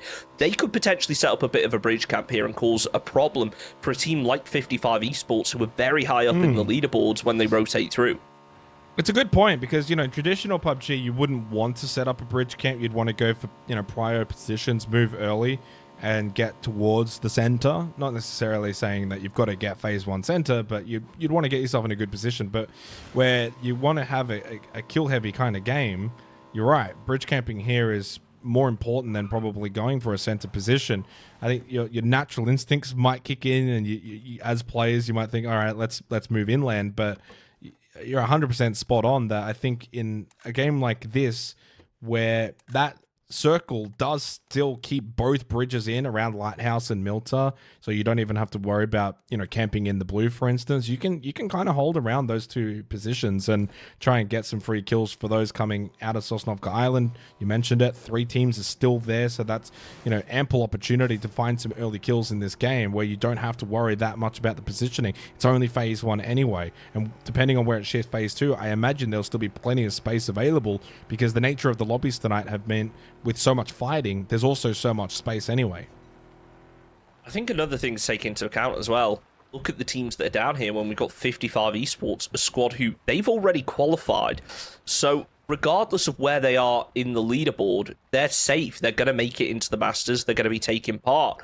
And one thing that we maybe do need to take into account is if they are in, the top 8 and you're a 9th place team, do you want to bridge camp them? Do you want them to hold on to that 8th spot? Sure, you could potentially get the kill points that get you past that top 8 team, but potentially if you're lower down on the leaderboard, you want to see that team thrive because it then almost opens up a qualification spot at the bottom end of things in a strange way. As Banditos, they're going to be opening up with a couple of shots over towards 55, but nothing connected. And without a player as well, unfortunately. Sometimes the nature of PUBG, you miss a player for a particular game. It happens. He plays a 3-man here, which in this tournament structure is actually very detrimental. In classic PUBG, I always say that as a 3-man, you can play the late game scenarios. You kind of go center position early. You kind of don't want to play the edges. You don't want to fight early. They don't have that choice. I think going back to your previous point, I 100% understand what you're saying, but I think you still just kill them. You still just want to kill them. You want to feel good. You want that, you want to win a team fight, and you'd rather win on your own merit than win based on another team soaking up the points and taking up a spot. So, yeah, 100% understand what you're saying there, but, and also, like, if you're bridge camping, you may not know immediately that it's 55, and it's like you don't knock one and be like, oh no, leave these guys, let's let them keep rampaging. You just finish them off. But yeah, Empire, as Punage is very much being hunted down, has a little healthy gap. That's a big send over the hill. Pesadalo and Co has got 2 players in that vehicle so they can get some better shots. No seat swapping shenanigans. Going past loot delivery over the bridge now near Georgia Paul. Punage is just taking them on a wild goose chase and it's just saying, well, if you're going to follow me, I'm just going to go somewhere completely random. Tries to get down behind the hill for a little bit of extra cover, but every time he goes over one of these bumps, I start to worry about him. He nearly spins out, and that's allowed Rise to Win to close in. He is completely spun out, now out in no man's land, down to low HP. He's running over for the cliff for safety, trying to get into the water to keep his head down. The rest of Empire, they're still up in Severny, so I think he's actually going to try and deny the points here by drowning. Look, did he just drop items so that they can't loot him? Yeah, that's what he's doing. He's just dropping everything, denying the loot. I love it. I love it. It's what PUBG can offer at a competitive level that really no other esport can. Like, just this absolutely wild chase, which is almost cinematic in a way. You'd see it like on a cop show where they're chasing someone down the highway, and then he just jumps out and jumps into the river and drowns himself and is dropping his loot.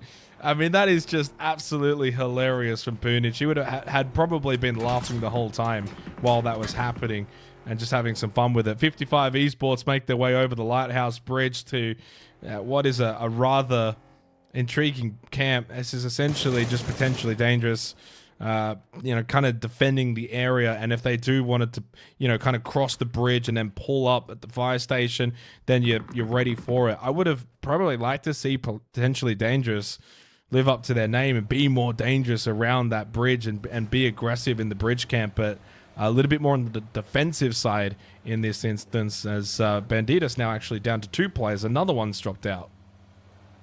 It's potentially dangerous. They could potentially be dangerous. Yeah, if that's Team true. Crash They is are living instant up to right their now. name. They are potentially dangerous, but they weren't in this case.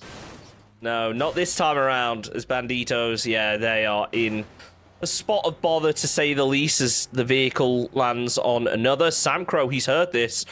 Wants to try and take some shots. It could pay dividends if he can connect, but seems like the players in the US are a little bit too far away. Tony's going to be giving chase again.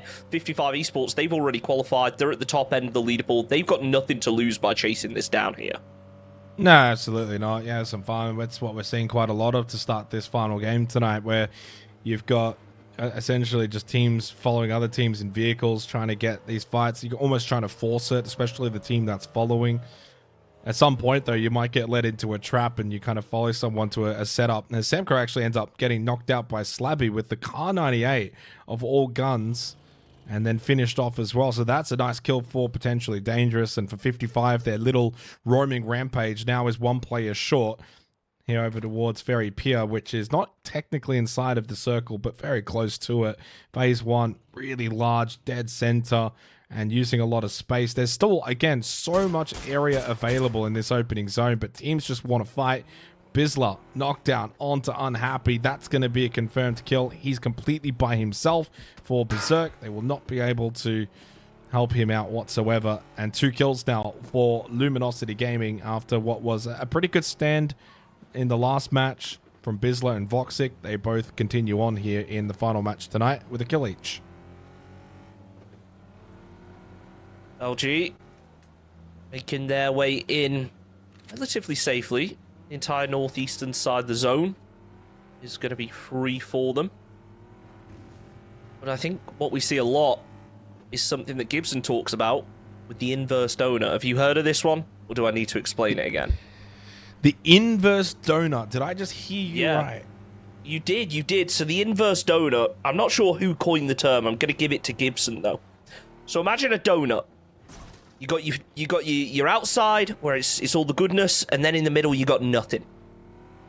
In the Players Tour, we've seen a lot of everyone goes dead center early. So it's an inverse donut because everyone's in the center, nobody's really out on the edge, and that's what we saw in that circle. But with this shift happening, we want to see another inverse donut. There's going to be a lot of teams that have to commit to Pachinki. I kind of feel like a donut now, actually. So you've kind of... Every time we say it, this happens. Yeah, big shift over towards Pachinki, and Pachinki is actually pretty much dead center now of the phase 2 circle. So it seems as if we may end up getting a potential POI finish, which Pachinki's always a fun one, and there's a lot of area around it that certainly is still playable, even though it's kind of got fields around. There's warehouses, farmhouses, there's Pachinki Hill to play from. You've got the church on the north end of Pachinki. That's a nice spot as well. Also with the knock onto Nubsky, who had the rank tank in the previous match. Sneak Attack knocked down again early. It's been a rough night for Sneak Attack, unfortunately. Valiant, again with the MP5K. He's put that to good use so far today. And Zito going to get knocked trying to enter the building.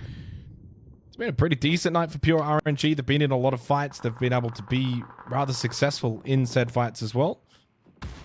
The MP5K for Valiant has actually been quite a nice weapon for him. And I think he just wants to continue with this aggression. Has nades available. They're all huddled up in the corner.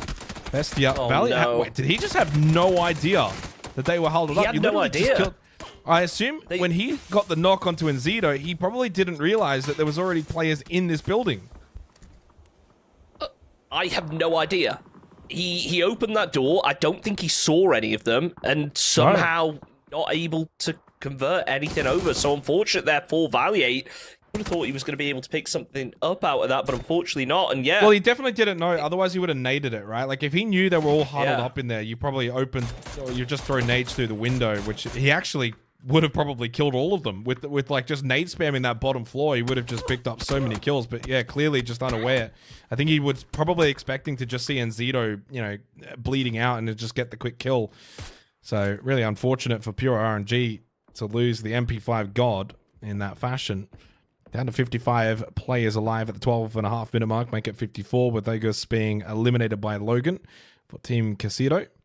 And they'll pick up their first kill here on Erangel. Ran looking out from the north to try and find something. I would say this is a really strong position inside this circle. Granted, you're all the way out on the edge, but you can just focus on your next steps. You're not really having to worry too much about what's coming behind you. And I think that that's the big thing when it comes to competitive players and PUBG in general. You're always having to think, okay, what is the next step from here? If the circle goes here, how do we play it? And I think that Team Casito have a really rotatable position where they can gather a lot of info as potentially dangerous. They gather themselves a knock over onto Ranked Phobic from Forador as a team who given a lot of credit to tonight. They've had really strong performances, but now in a very difficult position. Glock looking over towards Lady Kun to try and find an angle. Not to be as the smoke comes down. Fuscatao peeks up, tries to engage, but still needs to be cautious as the rest are potentially dangerous. Sure, they've got a player knocked, but they are starting to swarm.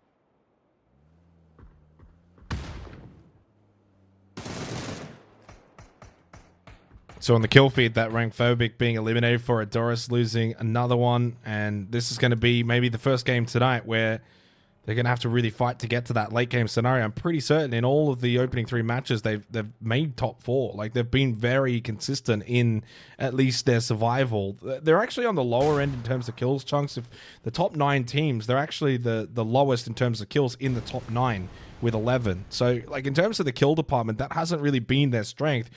even in a tournament structure such as this, where there's less placement points on offer, you got to make top 4. They've got the most of those with 9. That's been their strength so far tonight. Obviously, now heading into this last game, 2 players up, it's going to be far more difficult to play to their strength. So they're going to have to turn it around, find some kills, down a player, PS1, kind of help them out with that kill on to Glock. That limits potentially dangerous now, down to 3 players. Could make this a little bit more winnable for the duo of Foradoris. And Ledikun starts it off with a good knock onto Ontavion as well. So now it's just a straight 2v2. This becomes winnable for Foradoris and for potentially dangerous. It's just gone horribly wrong after that initial start. The spray doesn't quite connect. Nade in hand for Ledikun. Looking to finish off Ontavion. Slabby doing what he can to try and find the angle. It just isn't going to be enough to provide any support for his teammates now. As Forador is trying their best to isolate this player. I'm not sure whether they know exactly where he is or whether they're just assuming that he's going to be sticking the res. But now with 55 Esports moving in, this is an almost insurmountable challenge for Gabriel as Ledikun takes out Night of On. Will be able to confirm the kill. Maybe gave some info to Gabriel, but he was spotted out. And now look at this. 55 Esports starting to flex over the top. Tony lands a huge spray over on towards Fuskatau. Only going to be Ledikun left up, able to return a little bit of damage. But now as the rest of 55 start to position up, they're regrouping. They're thinking about how to take this. Going for the flush, not only for the point, but also to deny info. I don't think Ledikun's going to be expecting Psycho wrapping all the way down the bottom. 3 kills now for 55. They've been absolutely massive tonight. That'll put them past the 20-point total and firmly looking to lock themselves in to the top 10 despite already qualifying for the Masters. They will be occupying one of those positions. Ledikun trying to use the camera a little bit to kind of suss out where 55 are pushing from. Not sure though if Ledikun is aware of the fact that Psycho is very much up close. No, good turnaround shot though from Ledikun. It's just a knock and will be traded pretty quickly. And Psycho will be able to get brought back up, but for a Doris, a turn of events from a team that in the opening 3 matches has been able to do nothing but survive and make the late game to then out in dead last in match 4. Not a big deal considering they've got 20 points in total going into tomorrow. That's going to set them up very nicely, Chunks, and it'd be quite a fall from grace to somehow miss out from there. I don't think they will, so their work today has been done. They can rest early today. I do wonder how many teams commit to Pachinki now. Because if you're a team like 55, you're all the way out in the blue. Maybe it's the only thing that you're able to get hold of. As Bestia, they're still up. They're still in it. Even after that tricky crash earlier on, they managed to hold on to the position. There's Empire. They're going to go for a tricky crash of their own. Olevi not able to land the nade. Oh, no. He throws it on himself. He's going to be forced into a tricky spot. Takes a lot of damage. Trying his best to get on the roof, but his time is limited. Empire, they are closing in. Smoke goes down as Balefrost prepares a flash. One gets returned. He finds some damage. Should be able to finish off the job. That's Olevi going down. The rest of Team Kazito a little bit far over to the west as they start to commit over on towards Rush to win, and well, they are finished off quickly as Team Mirror third party. Yeah, team's starting to think about this Pachinki position now. Bestia in here, Razav's in here, Bandito's in here, and you've got Slabby, the solo for potentially dangerous on the south side of it as well, but there's still so many teams on the north now, so I don't think those teams that are more northern are going to want to think about going into Pachinki at this point. They'll play the more open areas. And the Bestia are probably in the best position to clean up over towards Pachinki. Robert for Team Casito. Just peeking over the hill, looking to try and get this tag onto Balefrost, stuck behind the vehicle. Logan gets Shinboy, and that looks like it could be the end of Empire coming up here with the double knock onto Balefrost and Shinboy. You're down to just Michael to come in and try and save the day off in the distance from Robert's POV. Now the spray down with the Orc, none of the shots connecting. Here comes Michael, he just sends it in. They actually do still have one player up, and I just realized why I thought Michael was the last. Punich is in Pachinki. He's in Pachinki. Why is he in Pachinki? It's just Empire things, isn't it? They always, you know, whenever you think that you have Empire having like a standard day, they just surprise you. They always just do something that's a little different that catches you off guard. Thinking all the way back to the previous roster at the beginning of the Players Tour, how Valiant would just constantly be out in the blue, healing up, consistently making it into the top 5 and then getting like 5 kills out of it. So yeah, Empire definitely an unpredictable team, but you can predict they're always going to put on a show for us here. As now we wait for this circle to close in. It's almost like Team Casito. They're circling around. They're like, there's got to be one more around here. They're being cautious about it. As the circle moves away, they have to start to rethink their options right now. 4 HP are going to be in a very good position, and all of these Pachinki teams clustering up on the north going to be forced to fight. I love that circle shift, though. I don't want a Pachinki finish here. I want more open area. Obviously, good compound here for 4 HP. And Zito knocked. So Bestia getting involved in the scrap over towards Pachinki. Furia on the move. It's a driving Panzer Faust from Posse, though. Runs into the rock. That knocks himself out. Luminosity have got themselves into a scrap, but they come out on top. They take down Furia. 7 kills now for Luminosity Gaming. 5 of them to the Bizzler himself. Able to just swat away that Furia push. Luminosity hold their position now in a good spot in this circle with teams that now have to fight out of Pachinki. This could end up being a rather late game finish for Luminosity. Bestia healing up, getting ready to move. They know it's not going to be an easy one. They don't have any info. They know that they are pretty much surrounded to a certain extent. They've got no free entry into zone here, but they could set themselves up to try hold out those squads further back. Flashbang comes out. Vinny moving up, but the smoke is already there. He spotted out Fisher. Maybe thinks that's the last play. It's not to be. There's still one more, but not for long. As Vinny finishes off the job. Banditos look to try and third party onto it. Bestia trying to salvage, get those players back up.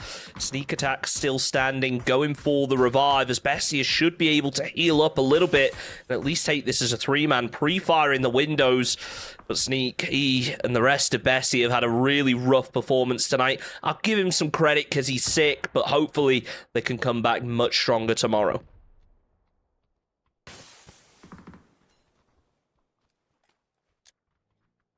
Yeah, rough down the bottom of the leaderboard, but enough games still tomorrow that really, if you just have one big game where you play the potential, you'll be fine. Sneak attack knocked.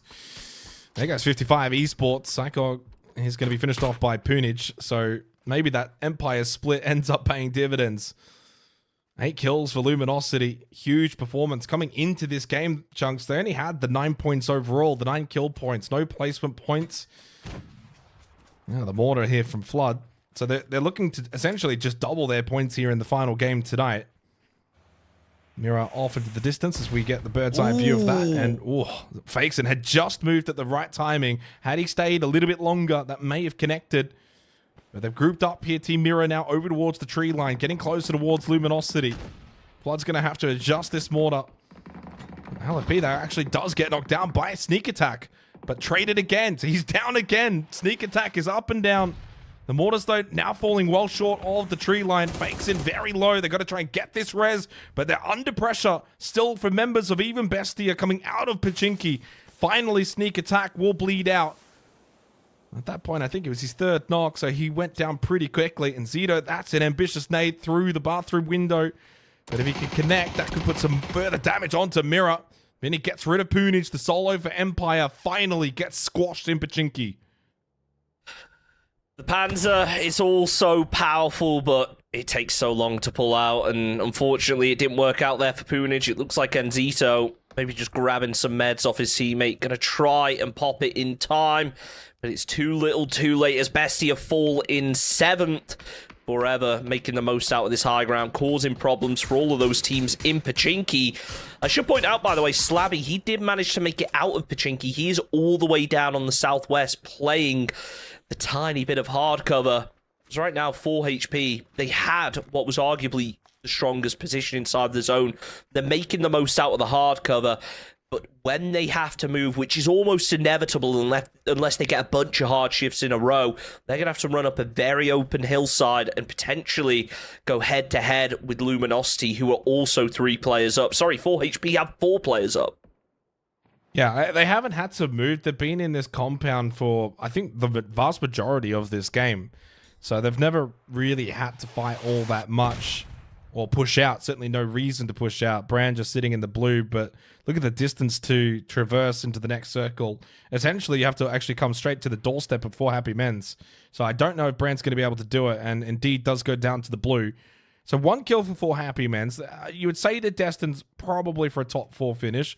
Down to the final 5 teams. Luminosity's in there as well. Mirror, just of course being able to hold out towards the edge of Pachinki. Slabby, that solo you spoke about before, coming in over towards the road. So he'll hold on for a little bit longer. Even as the solo, not necessarily the guarantee to be the next one out. But these 4 other teams that have certainly got more players up, not really all close by to each other. There's actually a decent amount of separation. So I'm expecting the next couple of minutes to just slow down a little bit. All Happy Men's, they got themselves a decent number of vehicles. They should all be pretty safe right now. Is JMS going to pick up the mortar? Not sure whether he's going to reposition it, try and find something onto LG. I mean, it could be a big opening for them if they can find those mortar explosions, take down one of the LG players. But for right now, it is just a waiting game.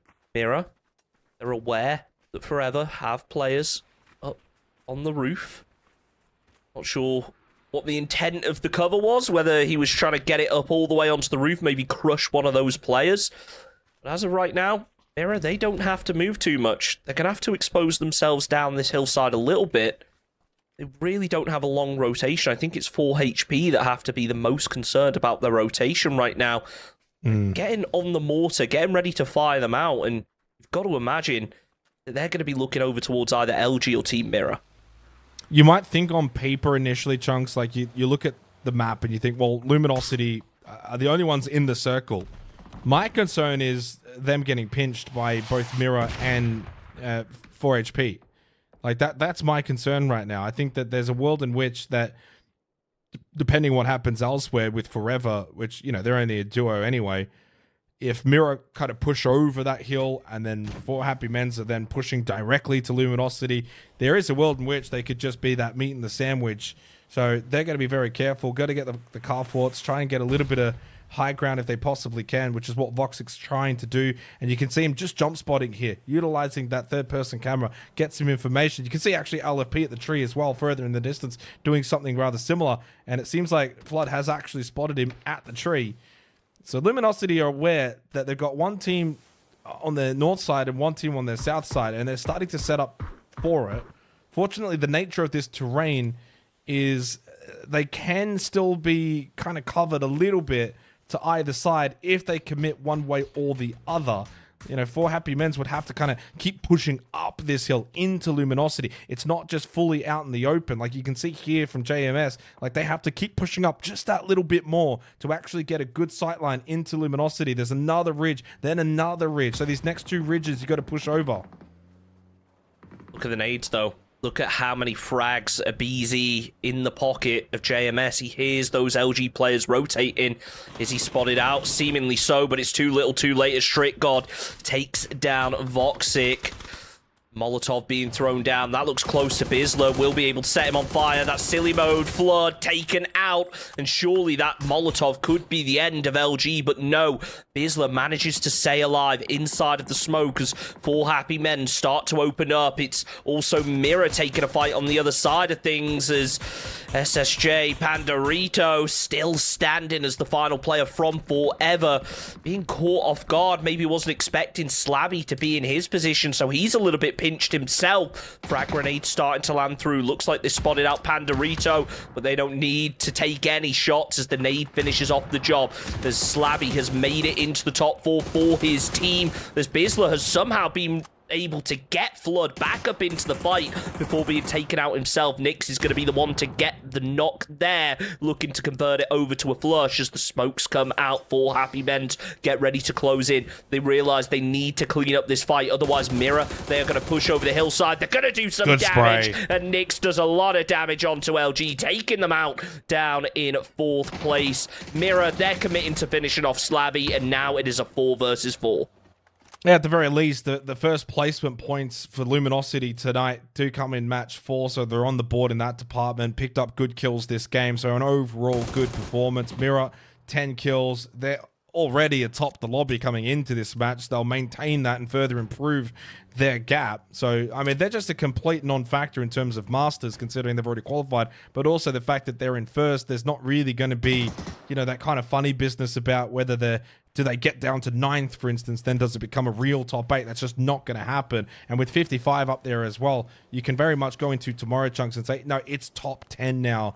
Get into Masters. That's just the way it's going to be. And right now, it's definitely going to be Mira probably taking first when it's all said and done. That gap point differential is going to be massive by the end of this. If they win this game, which they got high ground, they probably should be winning this game from here. JMS is going to have 3 or 2 players peeking at the same time. Fakeson able to get the knock confirmed. Now it becomes a 4v3 plus high ground advantage. This has to be Mira's win from this kind of position. You've got to think so. 11 kills already on the board. That vehicle, it was so low. If 4 HP had managed to land some shots onto it, it could have changed the story, but they were just a little bit too hesitant to take the peak, which I can't blame them for when you're up against Team Mirror. Frag grenade comes out, it finds some damage, enough to finish the job. The second going to follow up, but by now, he's already moved away from this. So much util being utilized by Team Mirror right now, and they've got plenty to burn on Fakeson's front. 4 happy men's. Can see them scrambling a little bit. They've lost a player. They're trying to find the info. They've still got one up the hill that they need to take into account. There's LFP looking down. He's peeking up, but none of the 4 HP players have managed to spot him out just yet. Maybe they think that all of Mirror have committed onto this, which is why they're not peeking. Yeah, I mean, I think right now they're just hoping that Mirror over-aggress, over-peak, make a mistake, put a foot wrong. Strict God does peek out and finds a tag, but not really a lot of damage onto Fana, and then the nades actually landing back the other way. So Team Mirror still very much set up, playing a good patience game themselves. Like, they're not getting over-aggressive. They're not playing into the hands of their opponents. For Happy Men's, playing a player down, want to try and take this all the way to the very end. They're a little bit closer to that real endpoint here for Phase 9. But as soon as Team Mirror get closer to that position anyway and start peeking over that ridge, they're still going to have that high ground advantage. I think the hope for 4 Happy Men's is, can, you know, an LFP, as he pushes out of this rock position, can we get a free knock? No one gets traded. So there's certainly some win conditions still here for the 3-man team. But this is going to be difficult. Kira does get that first knock onto LFP as he comes out behind the rock. So that was part of their win condition. Now they push out themselves, though. Try and get a bit aggressive. Only Strict God, he falls. And that, in the end, goes the way we expected, with Team Mirror taking out the final game today here for the PUBG Players Cup. 14-kill win puts them well out in front in the top spot overall. Yeah, they were in first place going into that last match. We did have a bit of a hiccup with the leaderboard, but yes, they did manage to get first place. They had 34 points going into that game. They've nearly got 50% of their entire points in that game. That is absolutely massive. That's from insane. them. Huge performance from Team Mirror, but nothing unexpected from that roster. And I think we had some question marks going into tonight. Don't get me wrong. We didn't underestimate them, saying, oh, they're not going to be able to perform without Kawazine. But it certainly feels like he was one of their stronger players. But now bringing Haven in, they have had an amazing performance, and it shows that there is so much talent on that team. It's really impressive to see them popping off yet again here in the Players Cup. Just super consistent. They were in control in a lot of their fights. They were always the top dog and the aggressors, and not over-aggressing, though, either. Some really solid PUBG at the end here. Even for 4 Happy Men's, like, you're playing in a position that once JMS goes down, who's probably not expecting a 2-man popping out on the right side of that ridge, you know, that becomes very difficult. And you've got no high ground position. It's a 3 versus 4. They still got 2 knocks from that. Like, good patience. So I do want to give a little bit of kudos over to 4 Happy Men's. They still walk away with 6 points from the game. Obviously, Luminosity got a lot of their kills early on in that match, which is why they walk away with 9. They had 9 points overall from the first 3 matches. Talk about a double up for them as well in the final game. So they'll go to 18 overall off the back of it. Potentially dangerous. Another decent game from them. We saw quite a decent amount of them so far tonight. Excited to see what they can do more so tomorrow. Of course, at the very beginning of the game, thought maybe they could be potentially more dangerous with that bridge camp, but in the end, they actually ended up having a very long late game, got some good points, finished third overall in the match leaderboard. As we go to set overall leaderboard, they're actually third overall there as well. Luminosity go from outside the top 10 now into 7th as well with their 18 points, with Team Mirror in first and outright first. Obviously, some eyes on 55. They're in there, 5th, 21 points. So it is top 10. So Team Razav, Empire, they're in Masters right now, and that's the cutoff. Yeah, it's really, really strong performance from Mirror, though. They're the ones who stole the show. Obviously, Fury are also able to get a lot of points up there, but it's all the way down to 10th place right now. Empire Gaming, they managed to make it up after an interesting play from Punich in that last one, staying out in Pachinki on his own, but he was able to get up towards the end. Granted, I don't think he got any kills out of it, but yeah, Empire are one of those squads I want to see in the Masters. They're a squad that I feel like consistency has been their problem so far in the Players Tour. They can have really strong performances, but we just haven't seen enough of it out of them. So that's a squad that I'm really looking forward to seeing going into the rest of the weekend, hoping that they will be able to qualify. But of course, it's Team Mirror out in burst, stealing the show on all of the stats, getting the kills, getting the damage, and of course, making it to the late game. Yeah, Forodorus is the interesting one here. No surprise on the survival time. It's the damage. I mean, they're second for damage, but they're not in the top 5 for kills, so not able to convert a lot of their damage points into kill points. If you kind of look at Furia as an example, close by in terms of damage, they got the 21 kills. So the fact that Forodorus are, quite a bit below that, which I think they had 11 kills coming into this game, and I don't think they really got anything really in the last one. So they're not quite converting the damage numbers into kills. That's, if you wanted to kind of nitpick a little bit, that's about it. But otherwise, a very good night from Forodorus, being able to survive late, pick up a lot of placement points throughout at least the first 3 matches. Unfortunately, not able to do it in the 4th. So, a pretty intriguing aspect, because in this Players Cup format structure, it's all about the kill points, but Forodorus have actually kind of inversed it a little bit. They've actually done better in terms of their placement points, as Fana has just dominated the kills, the damage, and the KD representing as well just how good he's been. And really the entire team, no surprise for Team Mirror. Slabby's the one that's like kind of putting his hand up as like, hey, I'm up here as well in terms of kills and damage.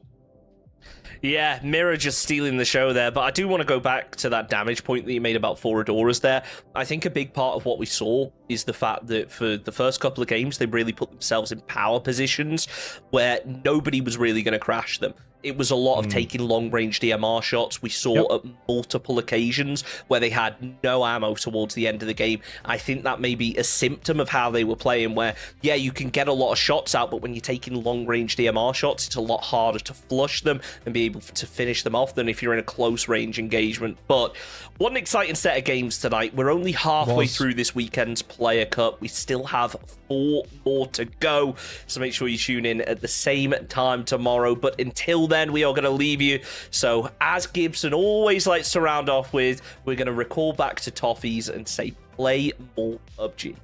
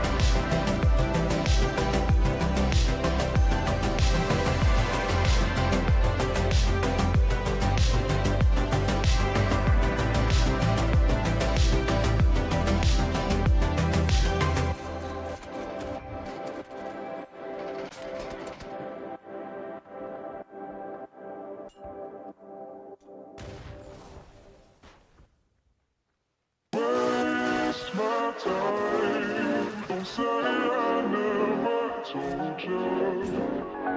Go, get out of my mind. Have a few, still be a soldier. Waste my time. Don't say I never told you. Go, get out of my mind. Have a few, still be a soldier. Waste my time. Don't say I never told you.